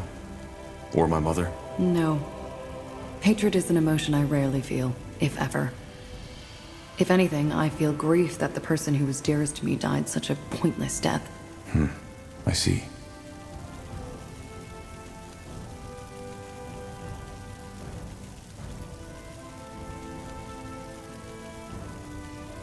And what now? Will you stay? Yes, I will. How come? You found the answer you were looking for, and the bloodburn has been stopped. Yes, it has. But the truth is, I wouldn't know where to go. All my contacts know me as a traitor by now. I suppose I could start over in another city, or maybe even another country, but quite frankly, I don't see the point. All along the way, my life has revolved around the gratification of my urges, until Myla came along. And even then, the emotions people usually associate with love were different for me, and her both. So why leave? Fighting on your side is as good as any other option I have right now. Also, feeding my urges is a lot easier in times of war. There was more than enough blood in the past weeks, and there will be more up ahead. I can feel it. Good. We still need your skills. You do. Let us talk later if there's something to talk about, Tahar. Thank you for your time. Yes, Corporal? How can I help? You said you know where we can find more allies. Yes. I'll be brief. While you were asleep, an elven messenger came by. Varden Merilith, one of the Moorhere scryers from Leafshade, sent him. Merilith? What did he want? Only that he needed your help. They, that is, he and a couple of his followers, seem to be somewhere deep in the Leafshade jungle, near the Halayish ruins. Do we really have time for this? That is something you will need to decide. But if we don't help, it might cause unrest within the Moorhere, who are fighting for us.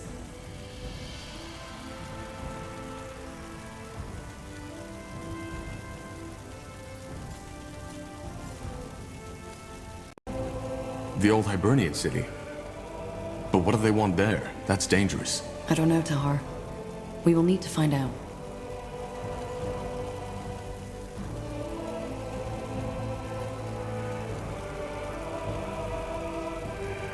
All right. We might look into this. We should. Is there anything else you wish to discuss, Tahar?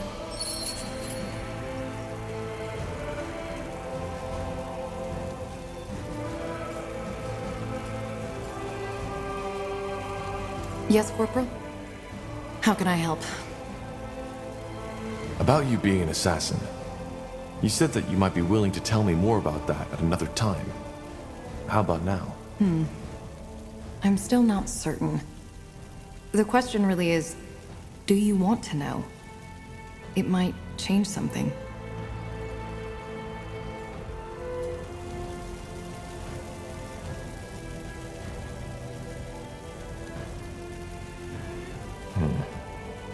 Then maybe we should leave it like that. Probably.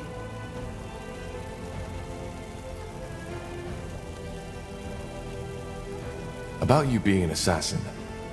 You said that you might be willing to tell me more about that. I'm still not certain. The question really is Such as? your perception of me. It is your choice. Well, I wouldn't have asked otherwise. Tell me. All right. Where should I begin? Do you remember what I told you about that man who bought me from the Greyfell Bazaar? My owner? I also told you that after an incident, he discovered my talents and made me an assassin. I remember. But what does that have to do with your morality? It's complicated. The incident took place at a festivity. A lot of highly influential people were there, servants of the crown, wealthy merchants, nobles. My master knew all of Greyfell's elites. As always, at these festivities, it was my and the other slaves' responsibility to ensure the guests' well-being. It must have been close to midnight when a man took me into his chambers. I'd learned to play along years ago, because resisting only made it worse. This time, however, was different. For some reason, that man wanted me to tell him that I loved him. I did, but he kept on telling me that I should say it like I really mean it. When I couldn't, he got angrier and started choking me. I had almost lost consciousness when I felt something break. I don't know how else to put it. It was as if my mind simply cracked open, like a crystal ball smashed against a mirror. And all of a sudden, that man and I weren't separate entities anymore. I don't follow. My magic, my dreamweavery, that's when it broke free. You probably don't know this, but the only way to become a dreamweaver is by shattering your mind. You are opening yourself to the thoughts and emotions of others, but you lose your own.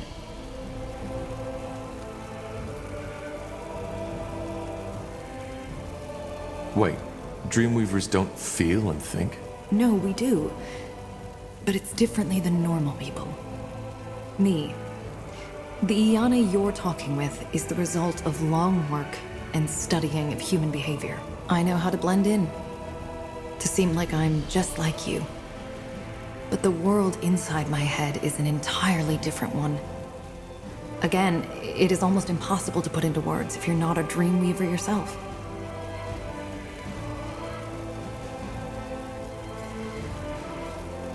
What happened to the man? I killed him. It wasn't a conscious choice, looking back. I even think that shattering my mind was my body's way of ensuring survival. I closed my eyes, reached out for the man's mind, and just crushed it.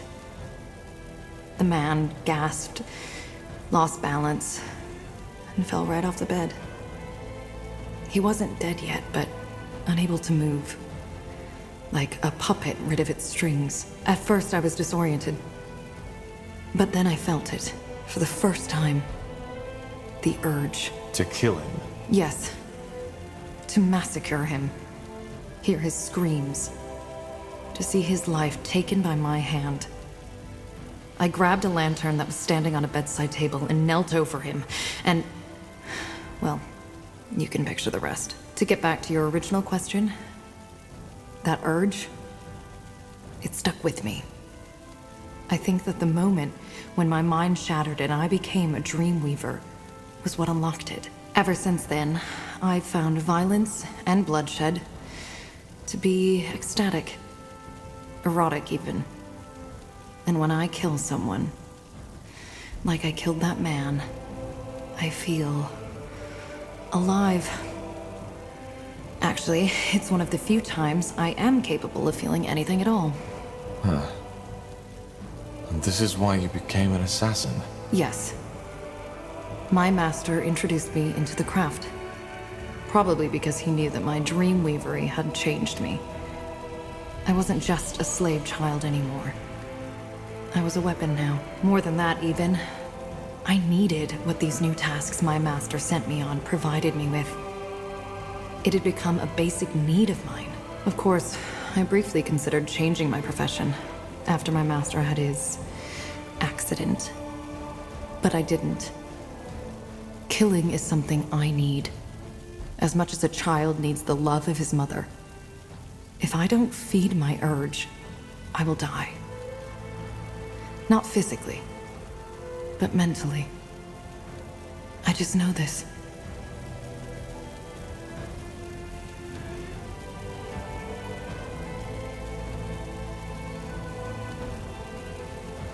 But is there no way to cure you? To return your mind to its original state? No, there isn't.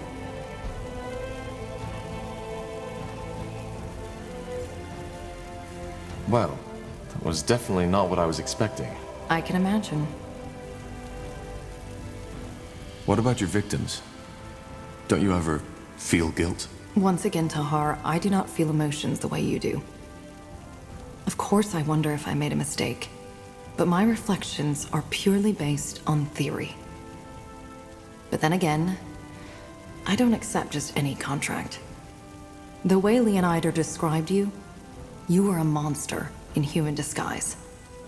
And that's the first principle I try to live by. Criminals first. The second one is never kill a mother or a child, regardless of the pay. What? No children?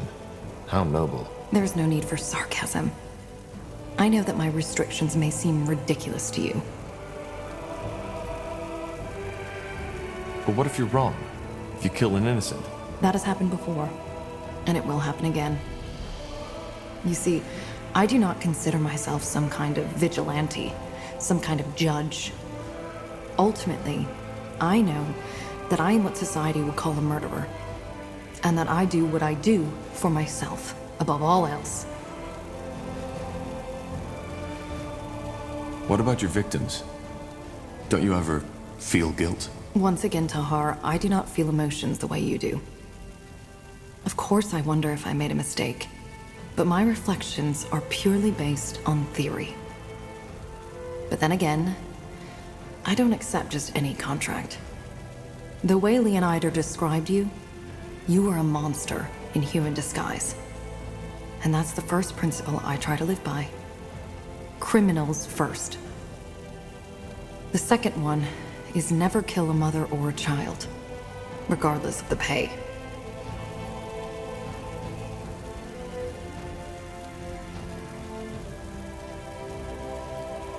But what if you're wrong? If you kill an innocent? That has happened before, and it will happen again. You see, I do not consider myself some kind of vigilante, some kind of judge. Ultimately, I know that I am what society would call a murderer, and that I do what I do for myself, above all else.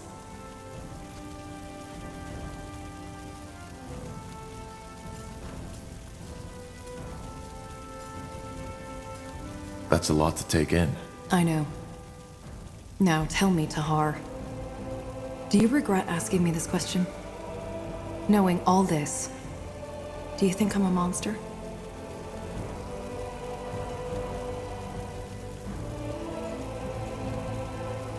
You're not. Really?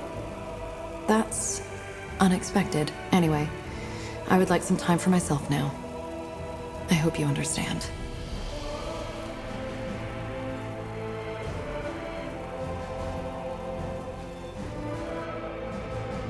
Fine.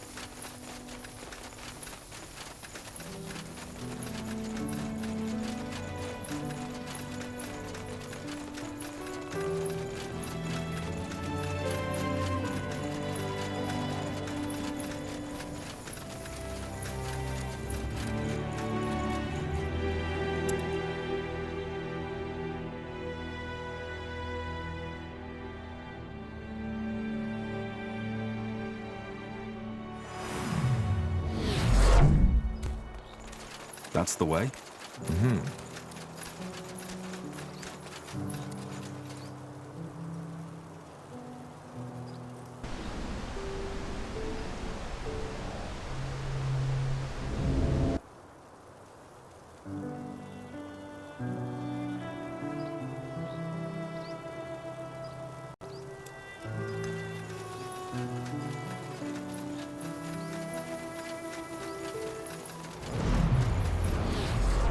A fine plan.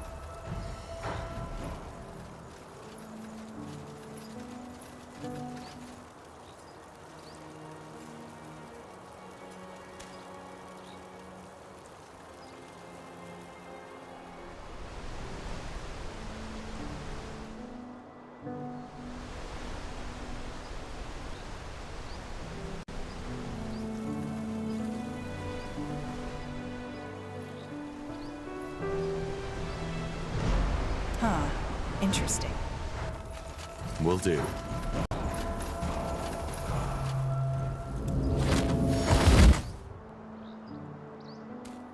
Huh? Oh, great. Another one. How often do you want me to tell you? I'm not a spy, and I'm not with Purity. Wait! You're their leader, aren't you? Corporal Tahar! Yes? Well, then maybe you can tell these fools to let me go. Blazes, I knew it was stupid to take that job.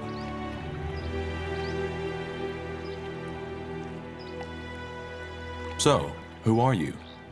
And what were you doing in Farland's Hope? As I told this bloody brute who captured me, I'm just a courier, and someone paid me to deliver a message to a Corporal Tahar. I had no idea it was the Corporal Tahar, and had I known, I would have told that guy who gave me the job to sod off. Who was it? Well, he was wearing a hood, so he obviously didn't want to be recognized, but he had a brown beard, was about your height, and had, I don't know how to put it, a certain sadness in his eyes. But he didn't look dangerous and paid good coin, so I took it. Can I see this message? Oh, finally, someone who asks. Yes, it's in my coat pocket, and no, there's no poison in there to kill you. Let me see. A meeting in Everlight. From a friend. A friend, you see? Can I go now?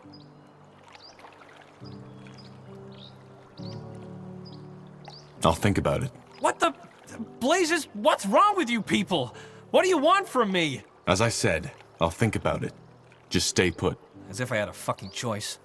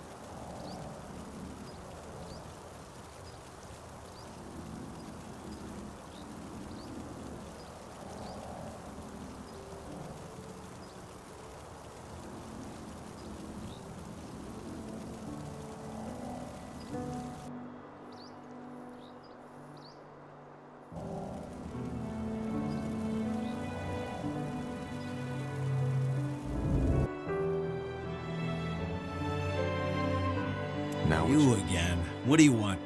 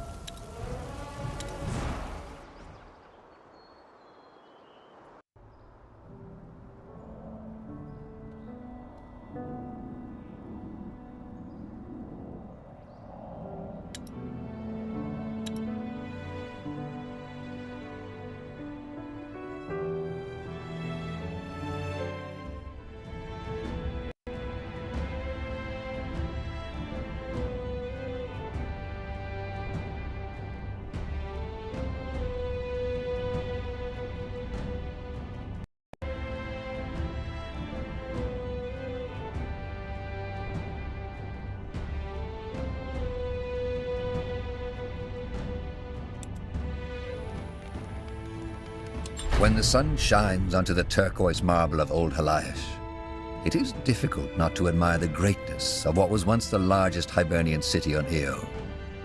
Only the story of its creation may dampen an Look, up ahead.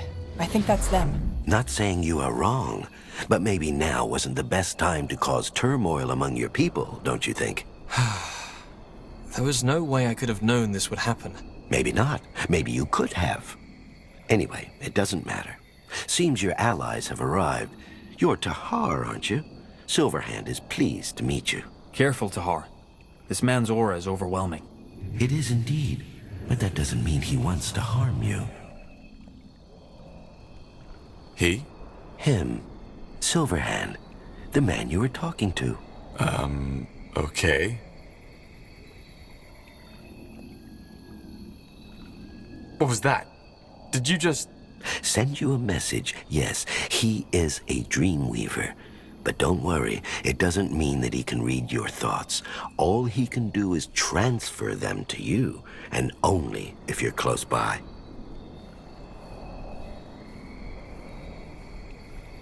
Who are you? Just call him Silverhand. Most people do. He's a friend of the elves, you might say. Particularly of the brown blood Moorhere kind. And he's here because his friend Varden Merilith told him they had gotten themselves into trouble once again. Arlen Finrior, the first scryer of Lathwen, has disappeared.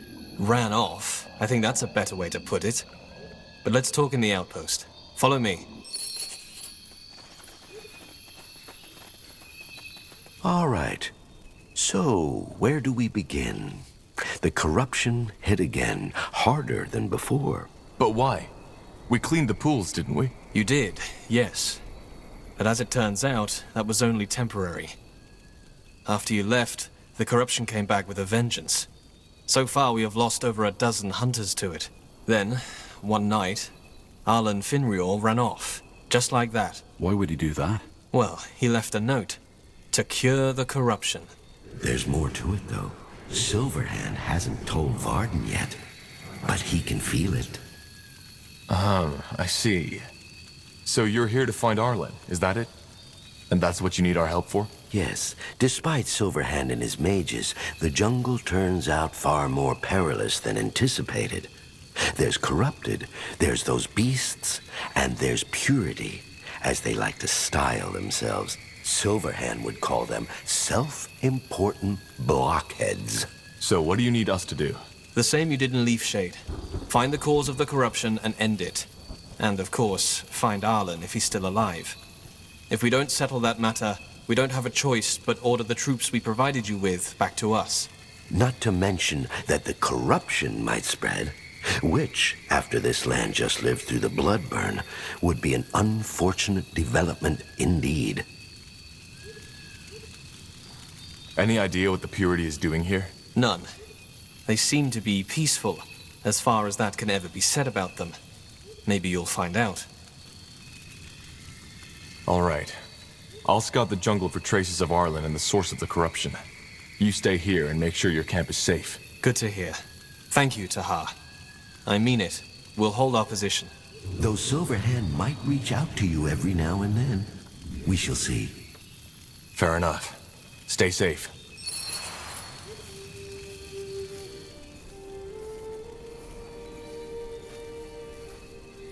So, what's the plan? Got it.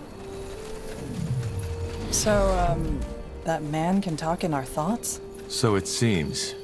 He's a dreamweaver, like Iana. Well, I'm glad she doesn't do this often.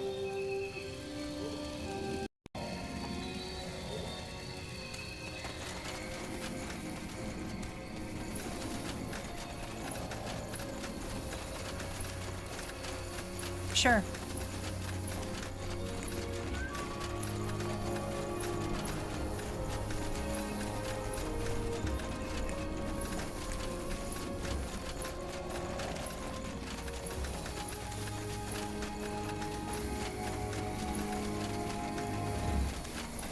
Fine. I'll keep you shielded.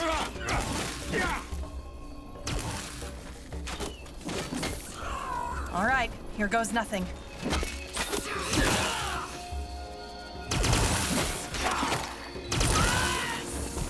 As you require.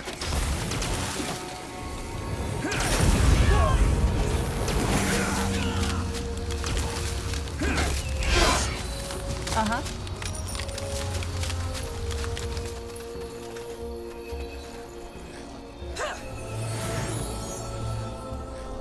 You got it. Abominations. Stay away from their claws.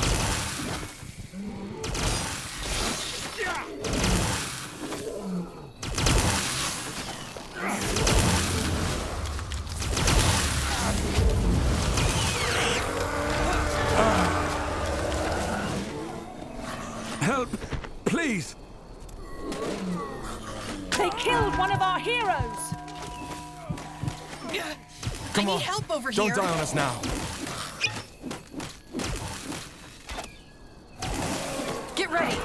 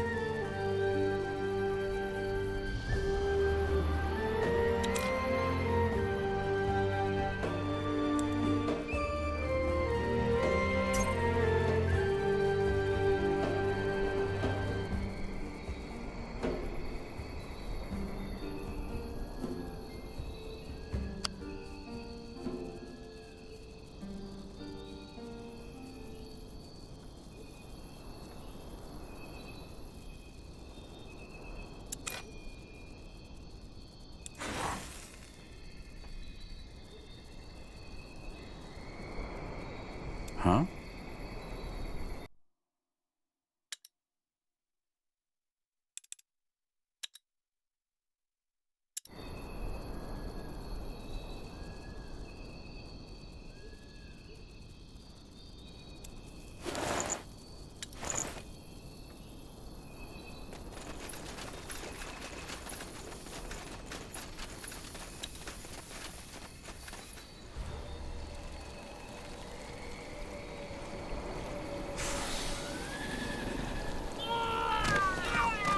By Nihalf. Did you see that? The fog killed them. Could that be? The center of the corruption. Yeah, it could be. It emanates the same magical signature as the pools and leaf shade. Tahar? Silverhand just sensed something. Death. Are you all right? I am. We found the source of the corruption. At least, I think so. We'll head back to your camp now. Oh, excellent. Was that Silverhand? It was. Blazes. That's a lot of them.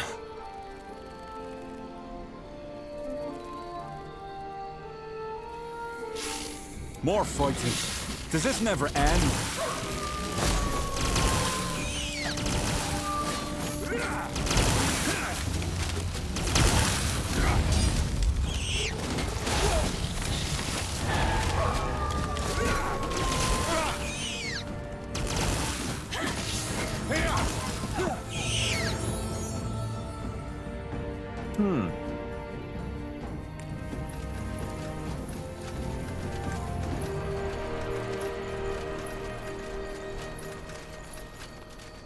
They killed one of our heroes!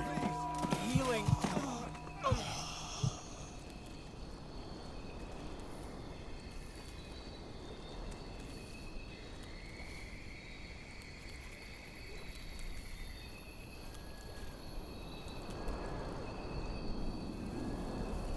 Hmm?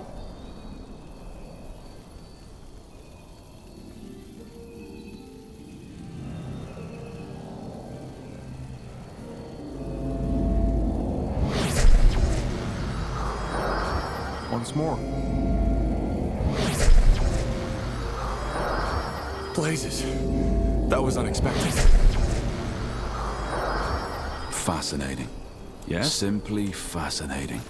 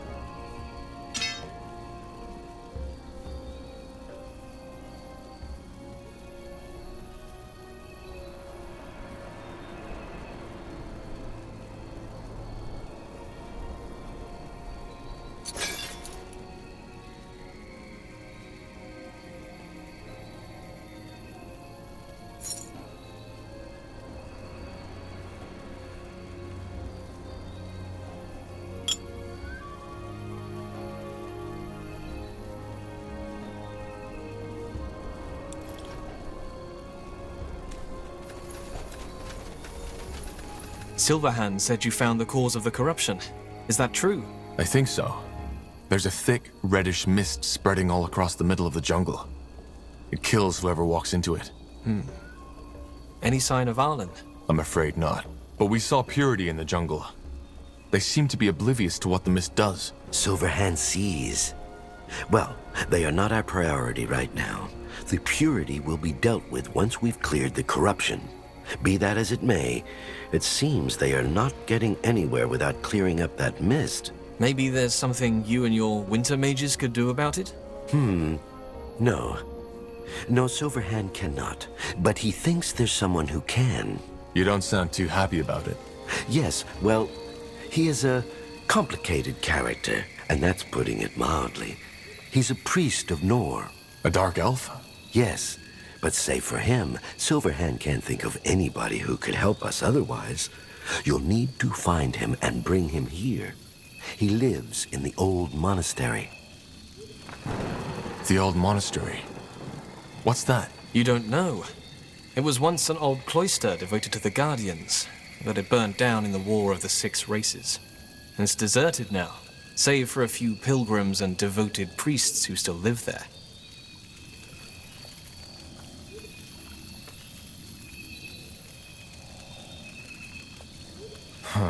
So I'm guessing you want me to go there and convince that seer to come here.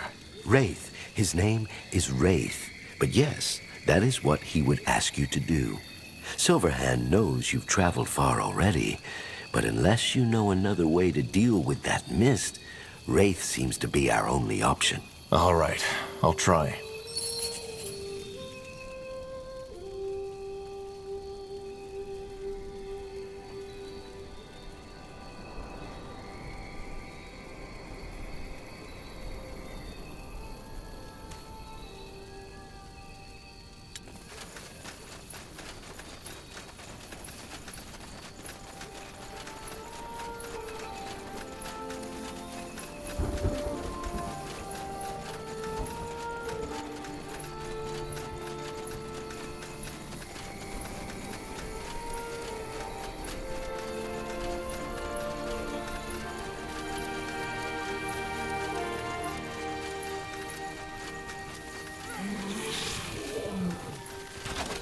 I will do as I must.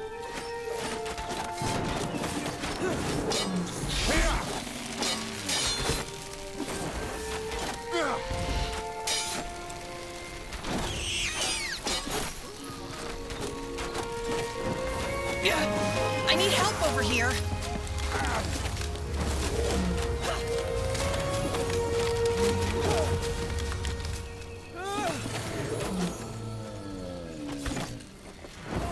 Corporal?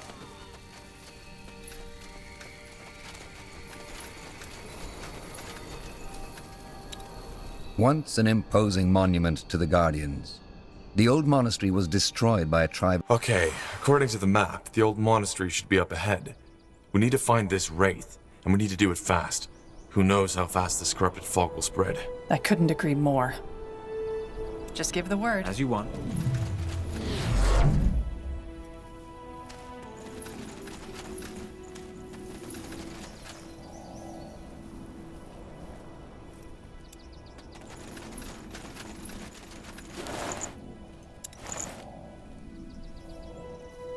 Sure.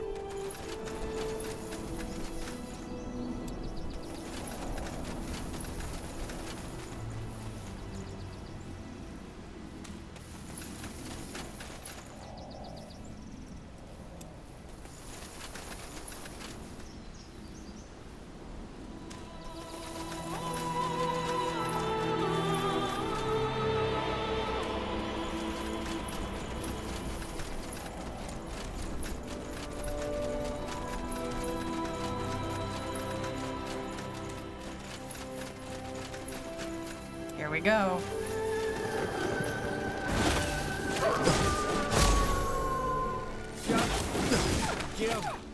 Oh. Everything has an end.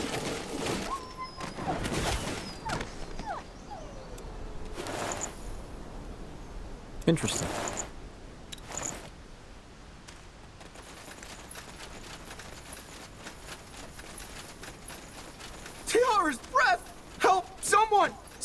help me! Fine.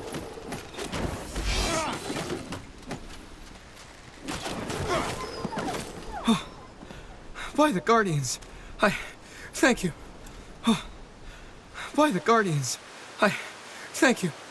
That was a bloody close call. You certainly aren't a priest. Are you a pilgrim? Not really. Oh, then what brings you here? Not the best time to travel across Io, I'm afraid.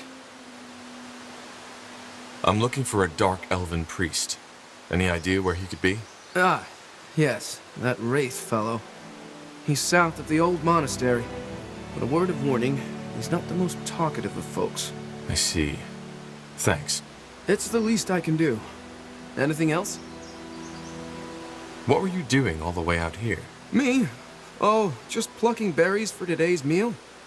Lately, the wildlife has gone pretty crazy, though. I wonder if that has anything to do with this blood burn everybody was talking about a moon ago. That's all. Thanks for your help. You're welcome, child. May Hirin's winds carry you swiftly.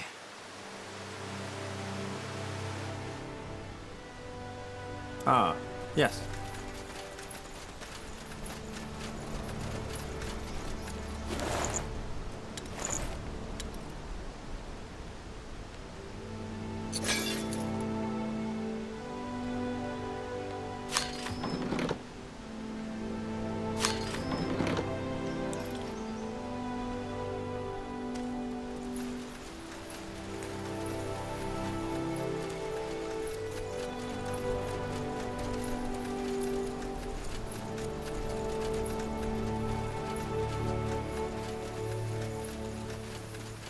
I'll take a look.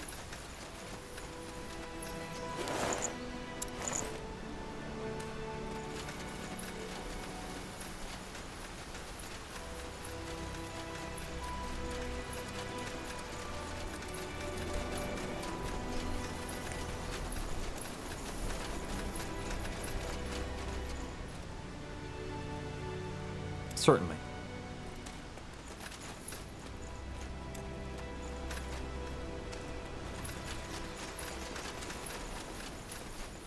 A fine plan.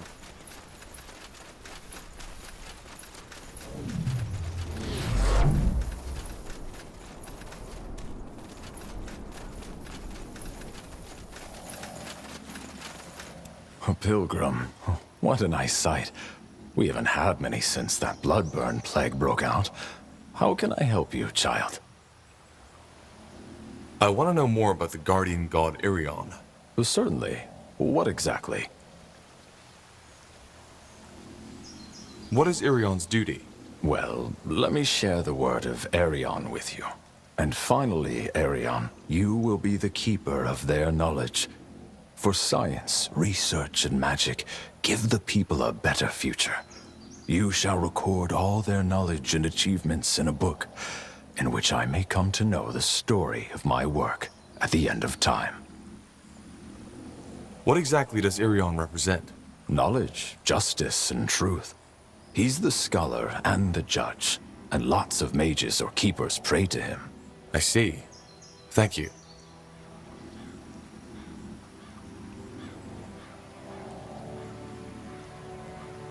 Goodbye. Goodbye, friend. Safe travels.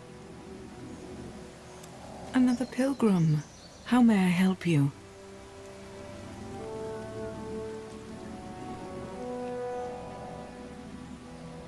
Can you tell me more about Ellen? Of course. What do you want to know?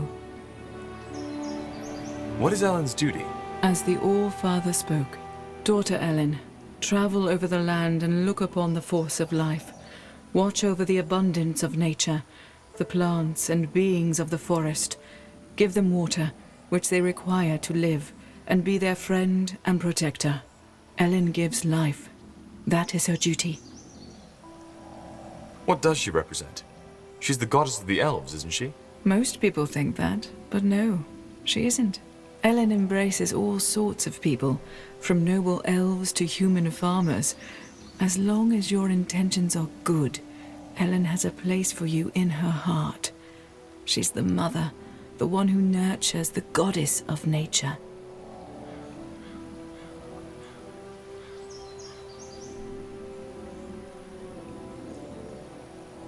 I'll be on my way. Of course. The Guardian's grace be upon you.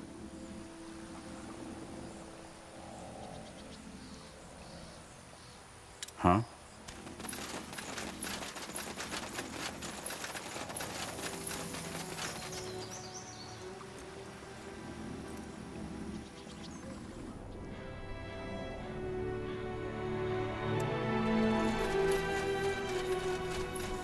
Yes? Is someone there? Oh, you're blind. I guess I am. But I can still answer your questions, Pilgrim. What have you come here for? You're a priest of Hirin, right? I am. What is his duty? He's the messenger. As Aenir, the All-Father, said, Hirin, you will be the messenger who brings them the good and the bad. You shall lead the souls of the dying into the halls of death, and newborn souls to life. Sleep, death, and dreaming, but also happiness and health will be your wares. May they both fear and love you. What does Hirin stand for? Oh, Hirin is many things. He's the wind around us, the time we live in, the dreams that come to us at night. And he's the one who brings both death and life to our souls. The nomads pray to him, the homeless, the poor, and the elders. He's the god of those who've been lost and who seek solace.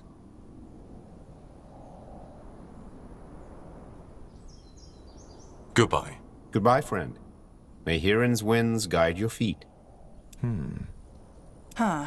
Interesting.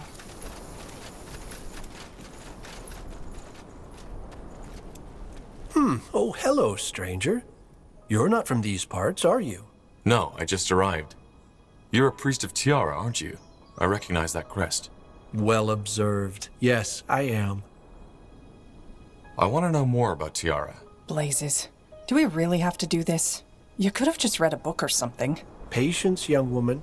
There's always time for spirituality. What exactly would you like to know? What is Tiara's duty? Well, Tiara is the oldest and wisest of the Guardians. As the first to be addressed by the All-Father, she was told the following. Tiara, eldest of my children, your home shall be the solar sphere, and your flaming dance will bring light and warmth to life that would decay without it. May you never tire. She is the birth of our existence, and of all that we see. We feel her warmth whenever we travel. What is Tiara's purpose?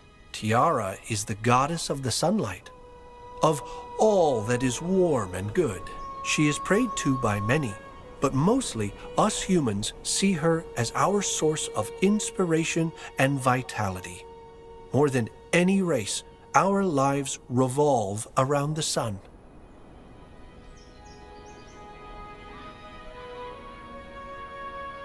I need to go. Thanks for your time. You're always welcome. Tiara, guide your path, friend.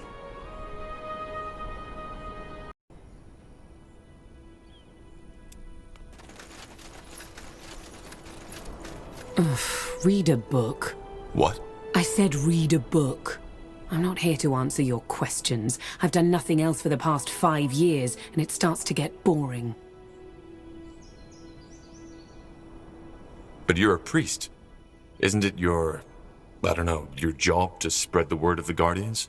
I devoted my life to Zerbo, the god of laughter, of dance, of music. So isn't that what I should be doing? But no. Instead, that goddamn high priest sent me to this godforsaken grove to stand here all day, smiling and talking like a damn courtesan. And of course, hoping that the few soldiers who come by don't decide to beat you to a pulp just because they feel like it. I'm just glad those white-robed fanatics haven't come here yet. Once they do, I'll be off. Sod Zerbo, my life is more important. But you're a priest. Isn't it your... I devoted my life to... And of course, hoping that the few soldiers... I won't bother you anymore. Stay safe.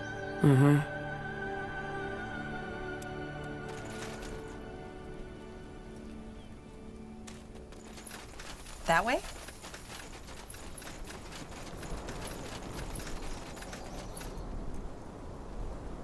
You got it.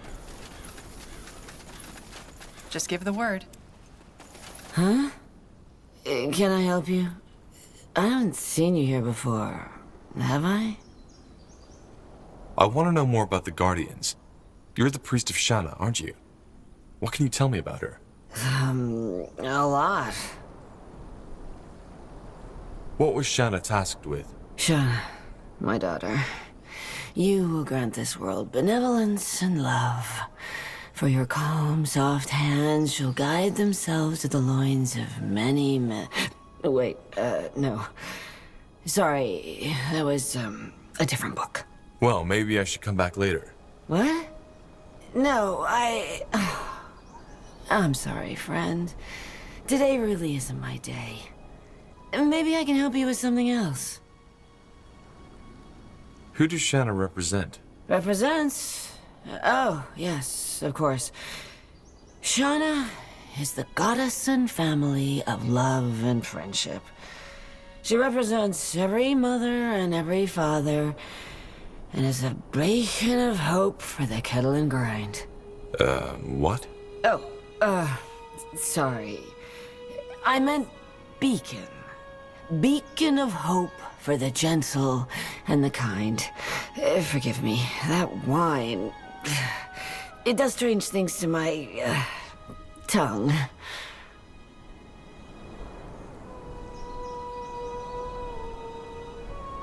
Goodbye. Sure. May you feel safe in Shauna's love like a dumpling wrapped in bacon. You have my attention.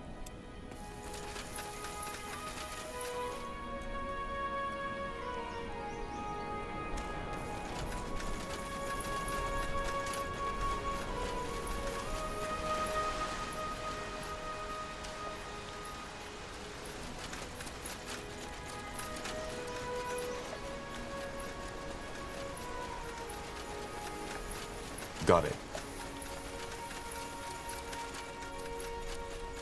Huh.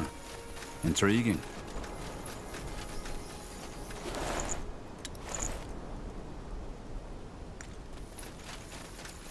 I'll take a look.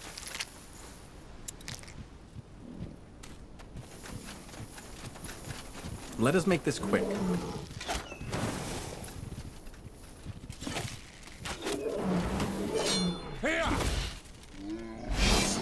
I'll keep you shielded. Let's see what we can do.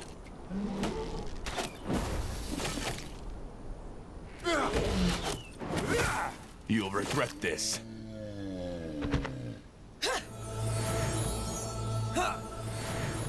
Let me see.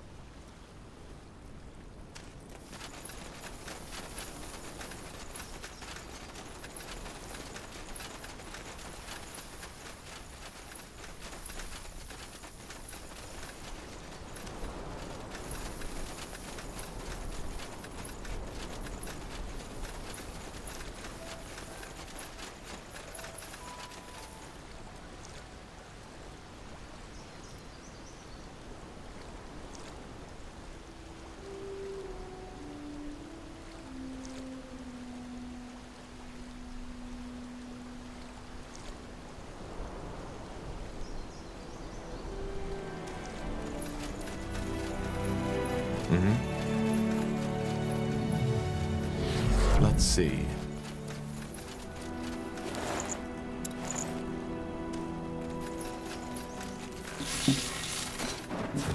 More fighting. Does this never end? You read my mind.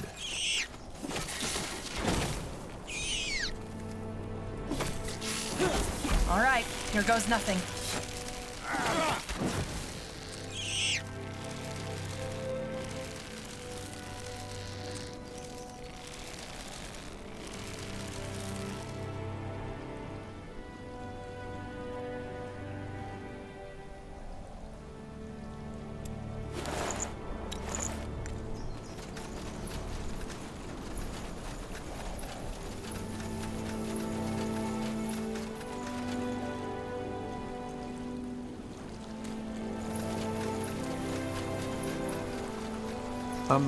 Yes, of course.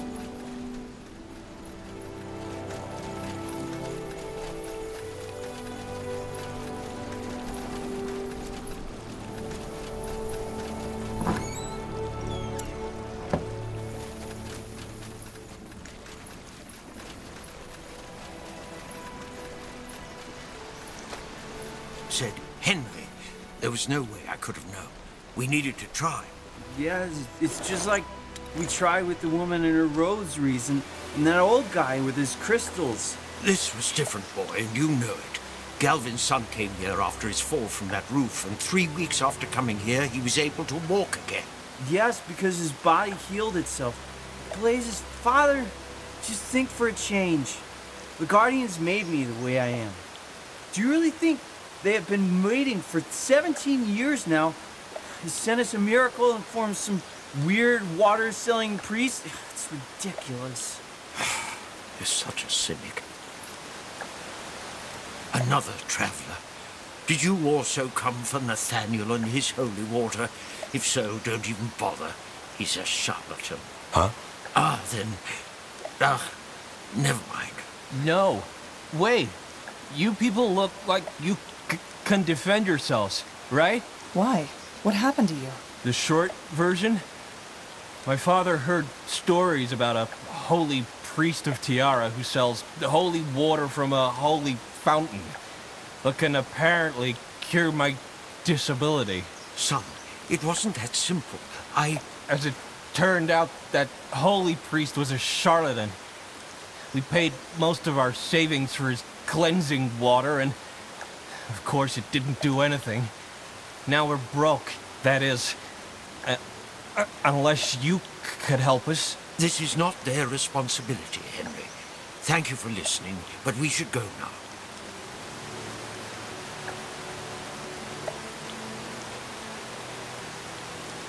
Wait, tell me more. But what? Would you rather come back to Mother without a single sodding coin in your pocket? Let that fucking bastard get away? Watch your language, son. Whatever happened, we are on holy grounds here. Yes, Father. I know.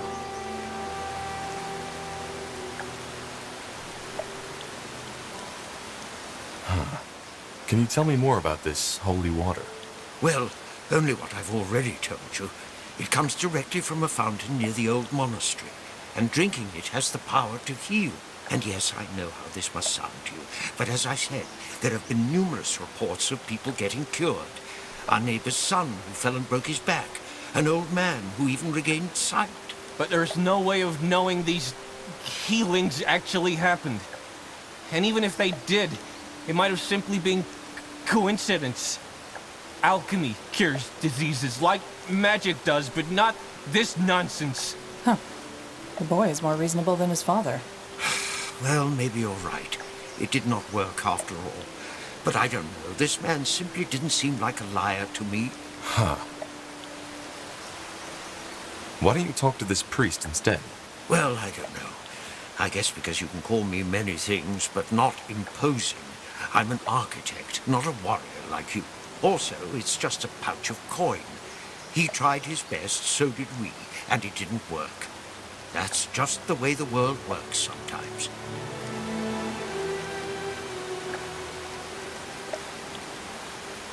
What's wrong with Henry?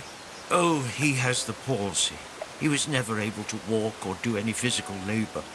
Since then, my wife and I have tried everything to cure him, but it didn't work. Though that, of course, doesn't mean we've given up. Actually, I think it will be better. It's just the way I am, and no amount of holy water and sermons is going to change that. Come on, Henry, don't say that. The moment you surrender is the moment you lose, as Neathuff always says. All right, let me see if I can talk with that priest. Where is he? Are you? Yes, we are. That man is in the south. His name is Nathaniel, and he's a priest of Tiara, so you should recognize him. And thank you. Fine, if you think it helps.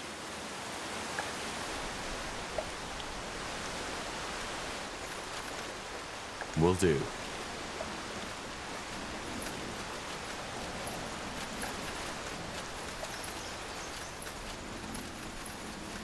Sure. Sounds like a plan.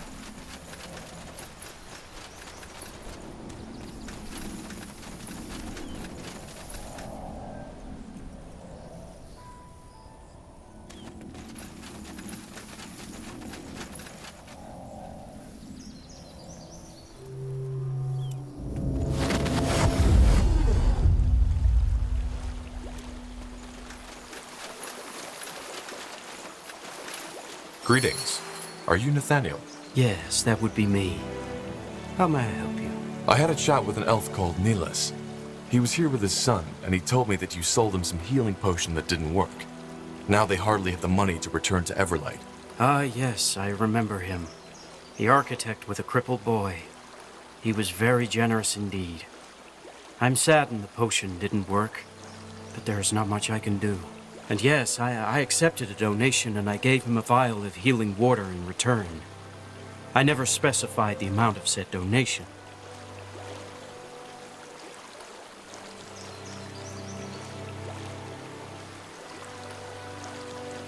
Huh. So how do you explain that the holy water didn't work?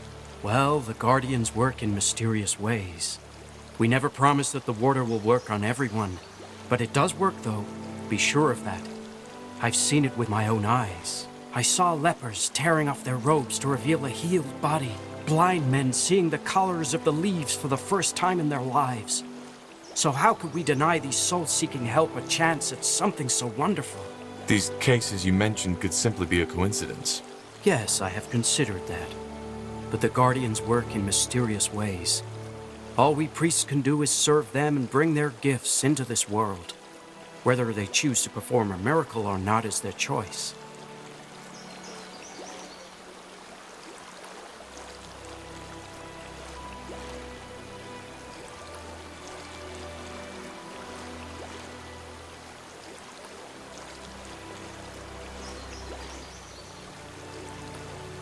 Wait, you said that the donations are voluntary.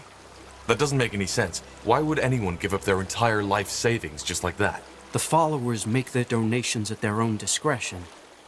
Yes, everyone has to make a donation before drinking from the Blessed Spring, but we always ask them to donate whatever they can afford. It is not our intention to destroy lives. Some followers believe that bigger donations result in more grace from the Guardian, and yes, obviously this isn't true, and we do all we can not to perpetuate this misconception. But that does not stop people from doing it. All right, I think I've heard enough.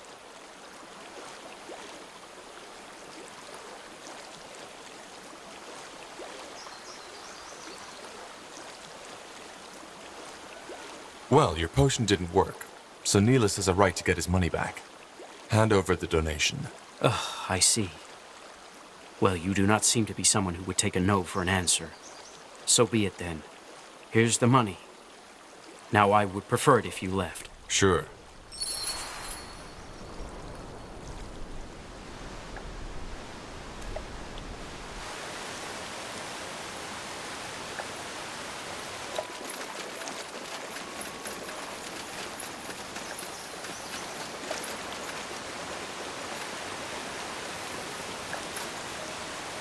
All right. So I talked to the priest. Seems he gave you the real holy water and it simply didn't work. Sometimes it does, sometimes it doesn't. Yes, that is what I expected. What about the gold? Did you get it back?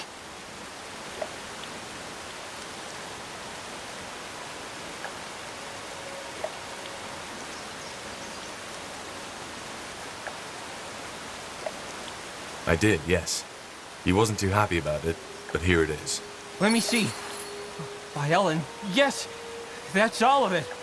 Look, Father, I told you, the money wasn't lost. Let's just hope Ellen doesn't punish us for taking from her servants. Either way, I suppose I should be grateful. Thank you, stranger, for dealing with this. So, you're an architect, right? I guess I am, yes. Why? This might sound a little odd, but I could use someone with knowledge of elven structures in my camp. It would just be for a while, and who knows, maybe the mages there can even find a way to help your son. More holy waters and rose wreaths? No. Alchemy and magic. That's an interesting offer. So this army of yours, what do you fight? All sorts of things. We're just trying to keep the world safe from threats. That's ambitious. But, I could actually use some good work after spending on all these treatments. Where is this camp of yours? We could discuss the details there. A long way off. But just meet me at the border and we'll talk there. I can tell you all the details. Sounds interesting. All right, then I will wait for you at the border.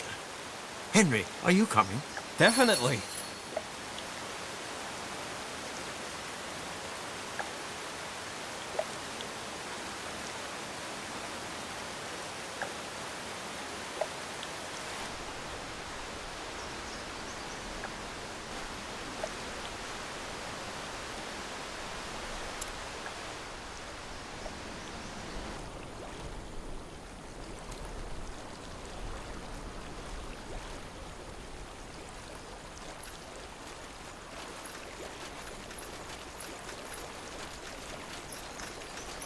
That's the way.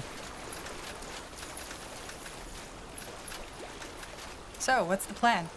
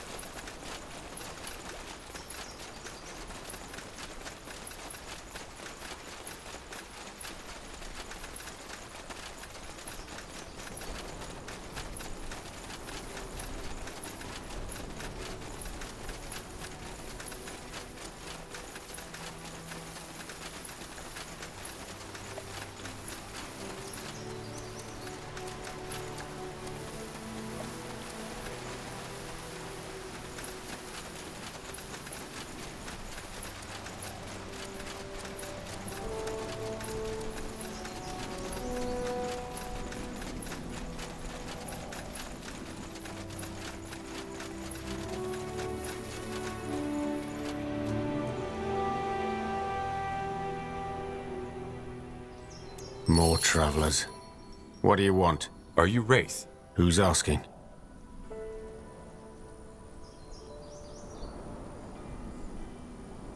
The one who put an end to the bloodburn. He said with a stupid, self-important smile. Do you really expect me to believe that? Listen, I'm not in the mood for a chat. If it's sermons you came here for, go talk to the other pilgrims. I'm sure they can't wait to bombard you with their stupid, idiotic blathering. We need your help. The Morhir elves are suffering from a plague called the Corruption. They've traced down the cause of it to the Halayish ruins in Leafshade, but... Please, hold it right there. Why? I don't care. I'm sorry, but I simply don't. Now, is there anything else you need? No? Then thank you and goodbye. I was told you're a priest of Nor. Is that true? Was. Not anymore. Why? Blazes, what part of I don't want to talk to you didn't you understand?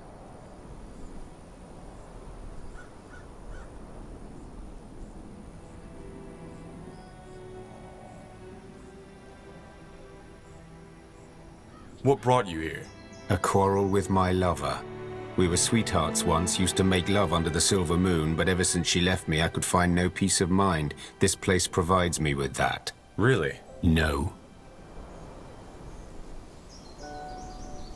Look, the Morhir really need your help. And I really don't care. Wow. There I thought altruism was dead. Look, girl, if life taught me anything, it's that there's far too many people who care far too much about other people's business. I won't be one of them. And even if that were different, the Morhir would be the last people I'd help. They are the epitome of self-importance and arrogance. I owe them no loyalty. Now, please, move along. I have things to do. All right, that didn't go well. Let's go take a look around. Maybe someone else can help us. Good luck with that. Yes? I'll be off.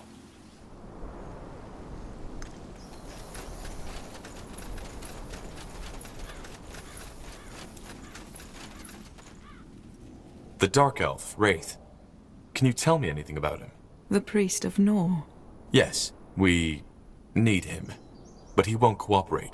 Well, I'm sorry, but I don't know much about him myself. Only that he came here about 6 moons ago, and did nothing but stare into the sky since then.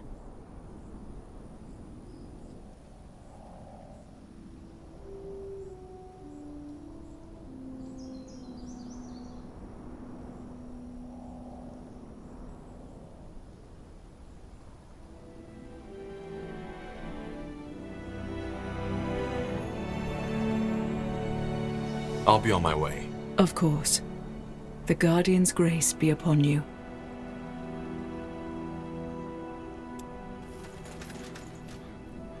Can you tell me anything about that dark elf?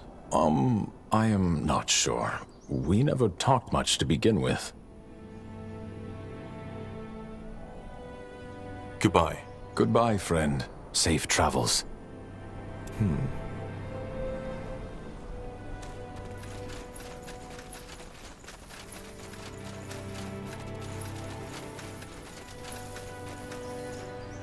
Can you tell me anything about Wraith? What's a wraith? The dark elf. Oh, that one.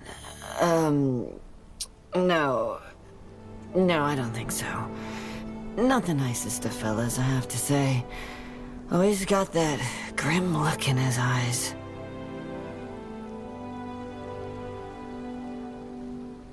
Goodbye. Sure. May you feel safe in Shauna's love like a dumpling wrapped in bacon.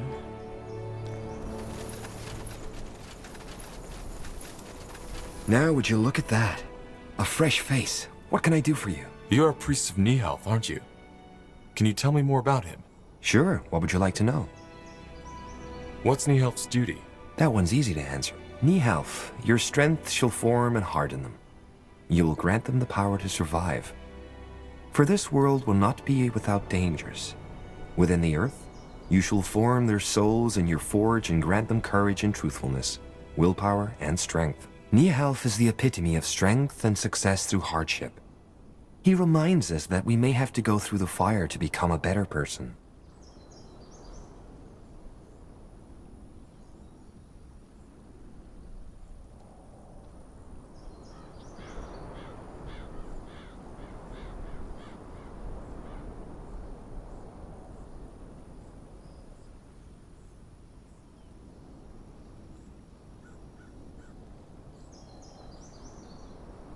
What does Nihalf represent? You don't know? Strength, craftsmanship, and courage.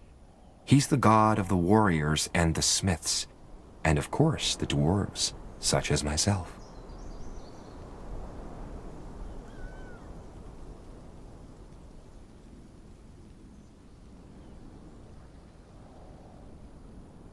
Can you tell me anything about Wraith, the dark elf? That's his name? No, I'm afraid I can't. He's not the most sociable of fellows. Huh. All right. Thanks, nonetheless.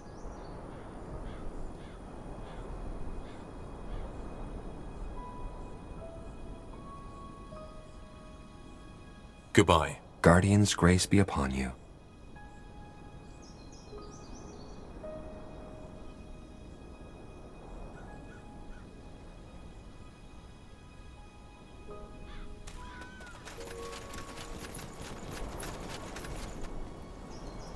Do you know anything about that dark elf?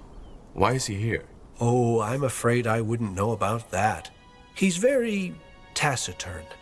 But you've probably noticed that yourself. Look, I really need his help. A lot of lives depend on it. Can you think of any way to convince him? I don't know. I've seen him pray at an altar in his shack some time ago, so maybe if you go there... but no, you shouldn't do that.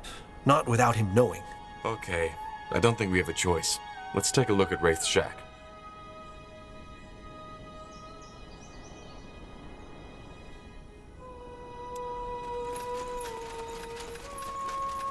I said read a book.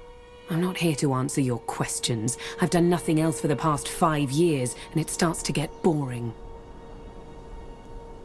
I'm not even here for knowledge. I want to know more about that dark elf.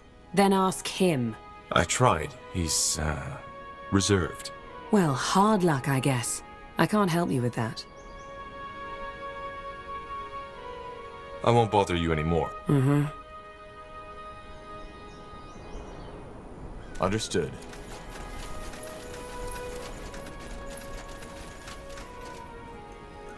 Do you know anything about the Dark Elf? Ah, yes, Wraith. He's a lost soul, just like many Hiran has guided. But he refuses to open himself to the truth. What do you mean? Oh, I could tell you. But he has trusted me with his secrets, and I do not wish to betray his trust. If he doesn't tell you himself, then I'm afraid there's nothing I can do. A lost soul who refuses to see the truth. That's not much, but something. Maybe we should go back to Wraith and ask him what that means. I'm sure he'll be very cooperative.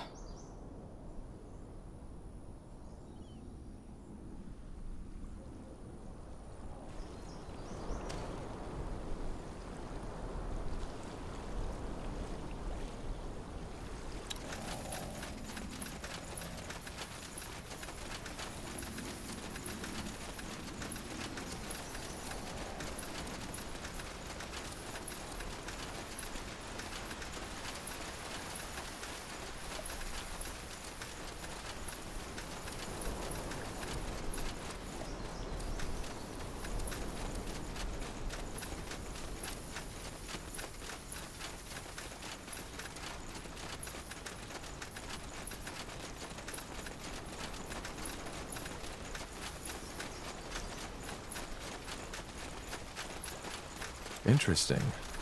Let's take a look around. Huh. A drawing. A boy and a woman. Maybe.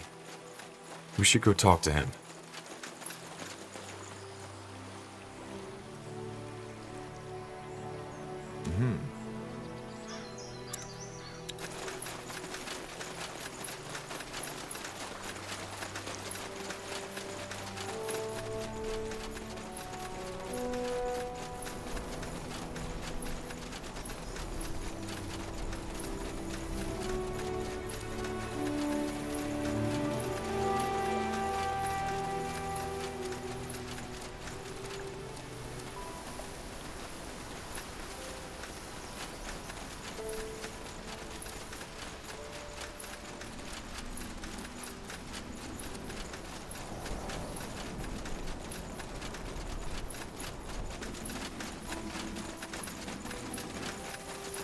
Huh? Yes. We found the memorial. And the drawing. Was that your son? Claws of Nor. You're really starting to get on my nerves, you know that? Who the heck do you think you are? Look, lives are at stake here. Don't you get that? People will die if we don't stop the corruption. Men, women, children. You know what it's like to lose someone, don't you? Then why don't you just help us? I don't get it. Because it's pointless. It's also goddamn pointless anyway, so why even try? What's pointless? Why? That boy. He was my son. The bloodburn took him, together with my wife. The Dark Elves were affected too? What did you think? That Nor protects us? Our white hair? Nonsense. Everybody without magic was in the line of fire. I'm sorry. When did that happen? 6 moons ago. But please, spare me the verbiage. You're not sorry because you didn't even know them. You wanted to appeal to my better self, and it worked. Good job. So, yes, I'll come with you and take a look at that fog. If there's anything I can do about it, I will. If I can't, then bad luck. Give me some time to gather my things. I'll meet you at the mountain pass.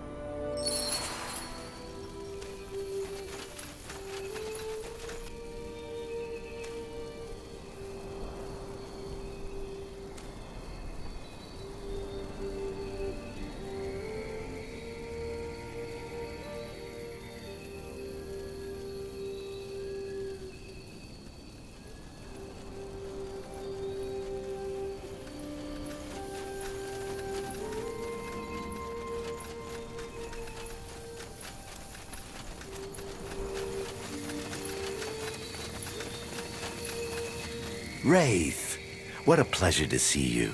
Sure. Where is that corruption, or whatever you call it? And what is it? It's a plague, much like the bloodburn, only that it seems to spread through nature. Whoever or whatever gets infected becomes completely crazy. Like the rabies? Only that it affects humans and treants too. There's a giant red fog down south, and we believe it's the cause of the corruption. But whoever enters it dies. Any ideas? Could that be black magic? It's possible. I'll have to take a look at it. Can you show me? Certainly. Tahar, could you take their new friend and Varden to the fog? Silverhand will stay here and protect the camp. The Purity has gotten more aggressive recently. They still haven't directly attacked, but there have been encounters. All right. Yes, sure, I can take you. Follow me. That's it. That's the fog. I see. Yes, that's definitely black magic. Necromantic miasma, to be precise. Though it's been a long time since they were used, because they're practically uncontrollable. The last noted occurrence was during the Hibernian era. Used? So you think someone caused this deliberately? I don't know. If so, that someone would have needed knowledge of Hibernian rituals. But can you cure it? No. But let me try something.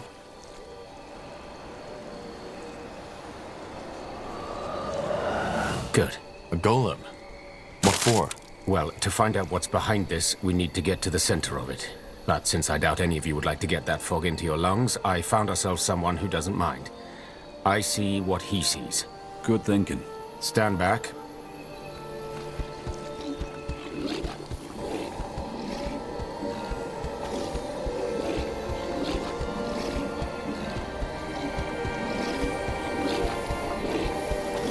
A man. There's a man. He...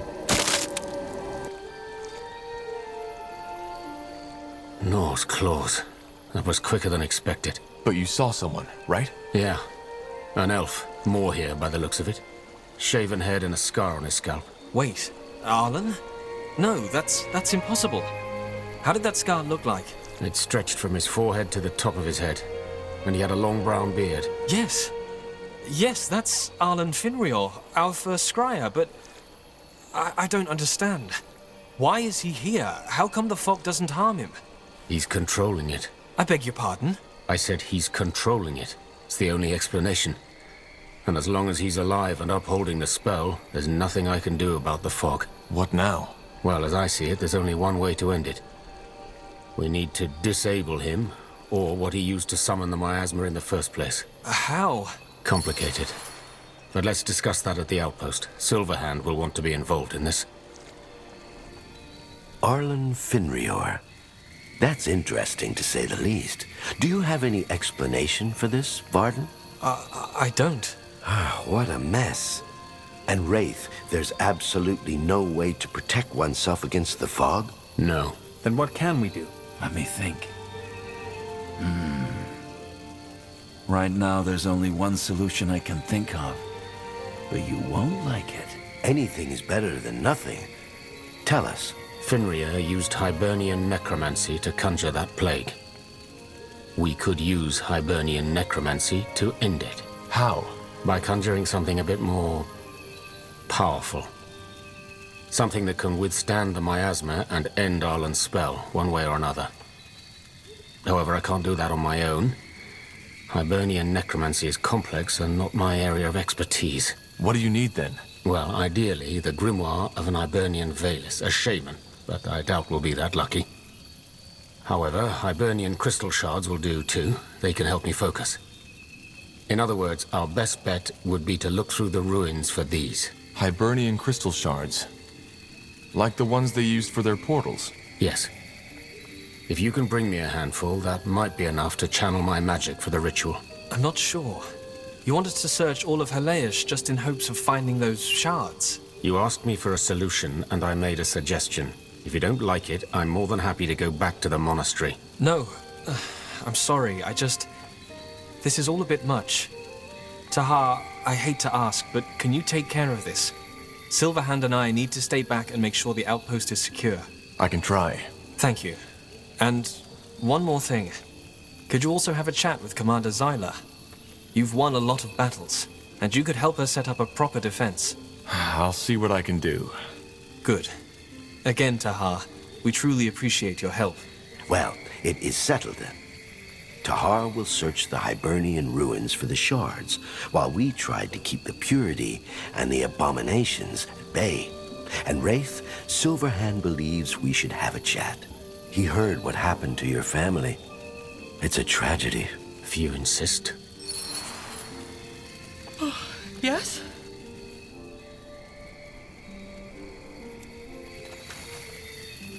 Are you Commander Zyla? Yes, and you're Tahar. Your eyes. You have something strange about you. I get that a lot. Listen, Scryer Merilith said I should give you some advice regarding the defense of this outpost. Advice, huh? Well, I guess you do know what you're doing, else you wouldn't still be alive, would you? Well then, I have a better idea. Why don't you just have a chat with the workers and tell them what to do? You know, where to put the barricades, towers, the usual. I think we both don't have time for lectures. Yeah, I can do that. Good. I trust you fully in this matter. Just make sure to have enough of our workers gather Lenya. Silverhand's mages are eating those bloody leaves like there's no tomorrow. Lenya? What's that? Oh, right. I forgot. You're an Evran. Lenya are the plants that grow around Aria pools. The two are very similar, both are infused with magic, only that Lenya plants are far more, concentrated than Aria, and humans don't know how to process it. In short, elven druids and mages need to consume it regularly for their powers. Okay, I'll keep that in mind. Good. Then do your best, Tahar. I'll do mine.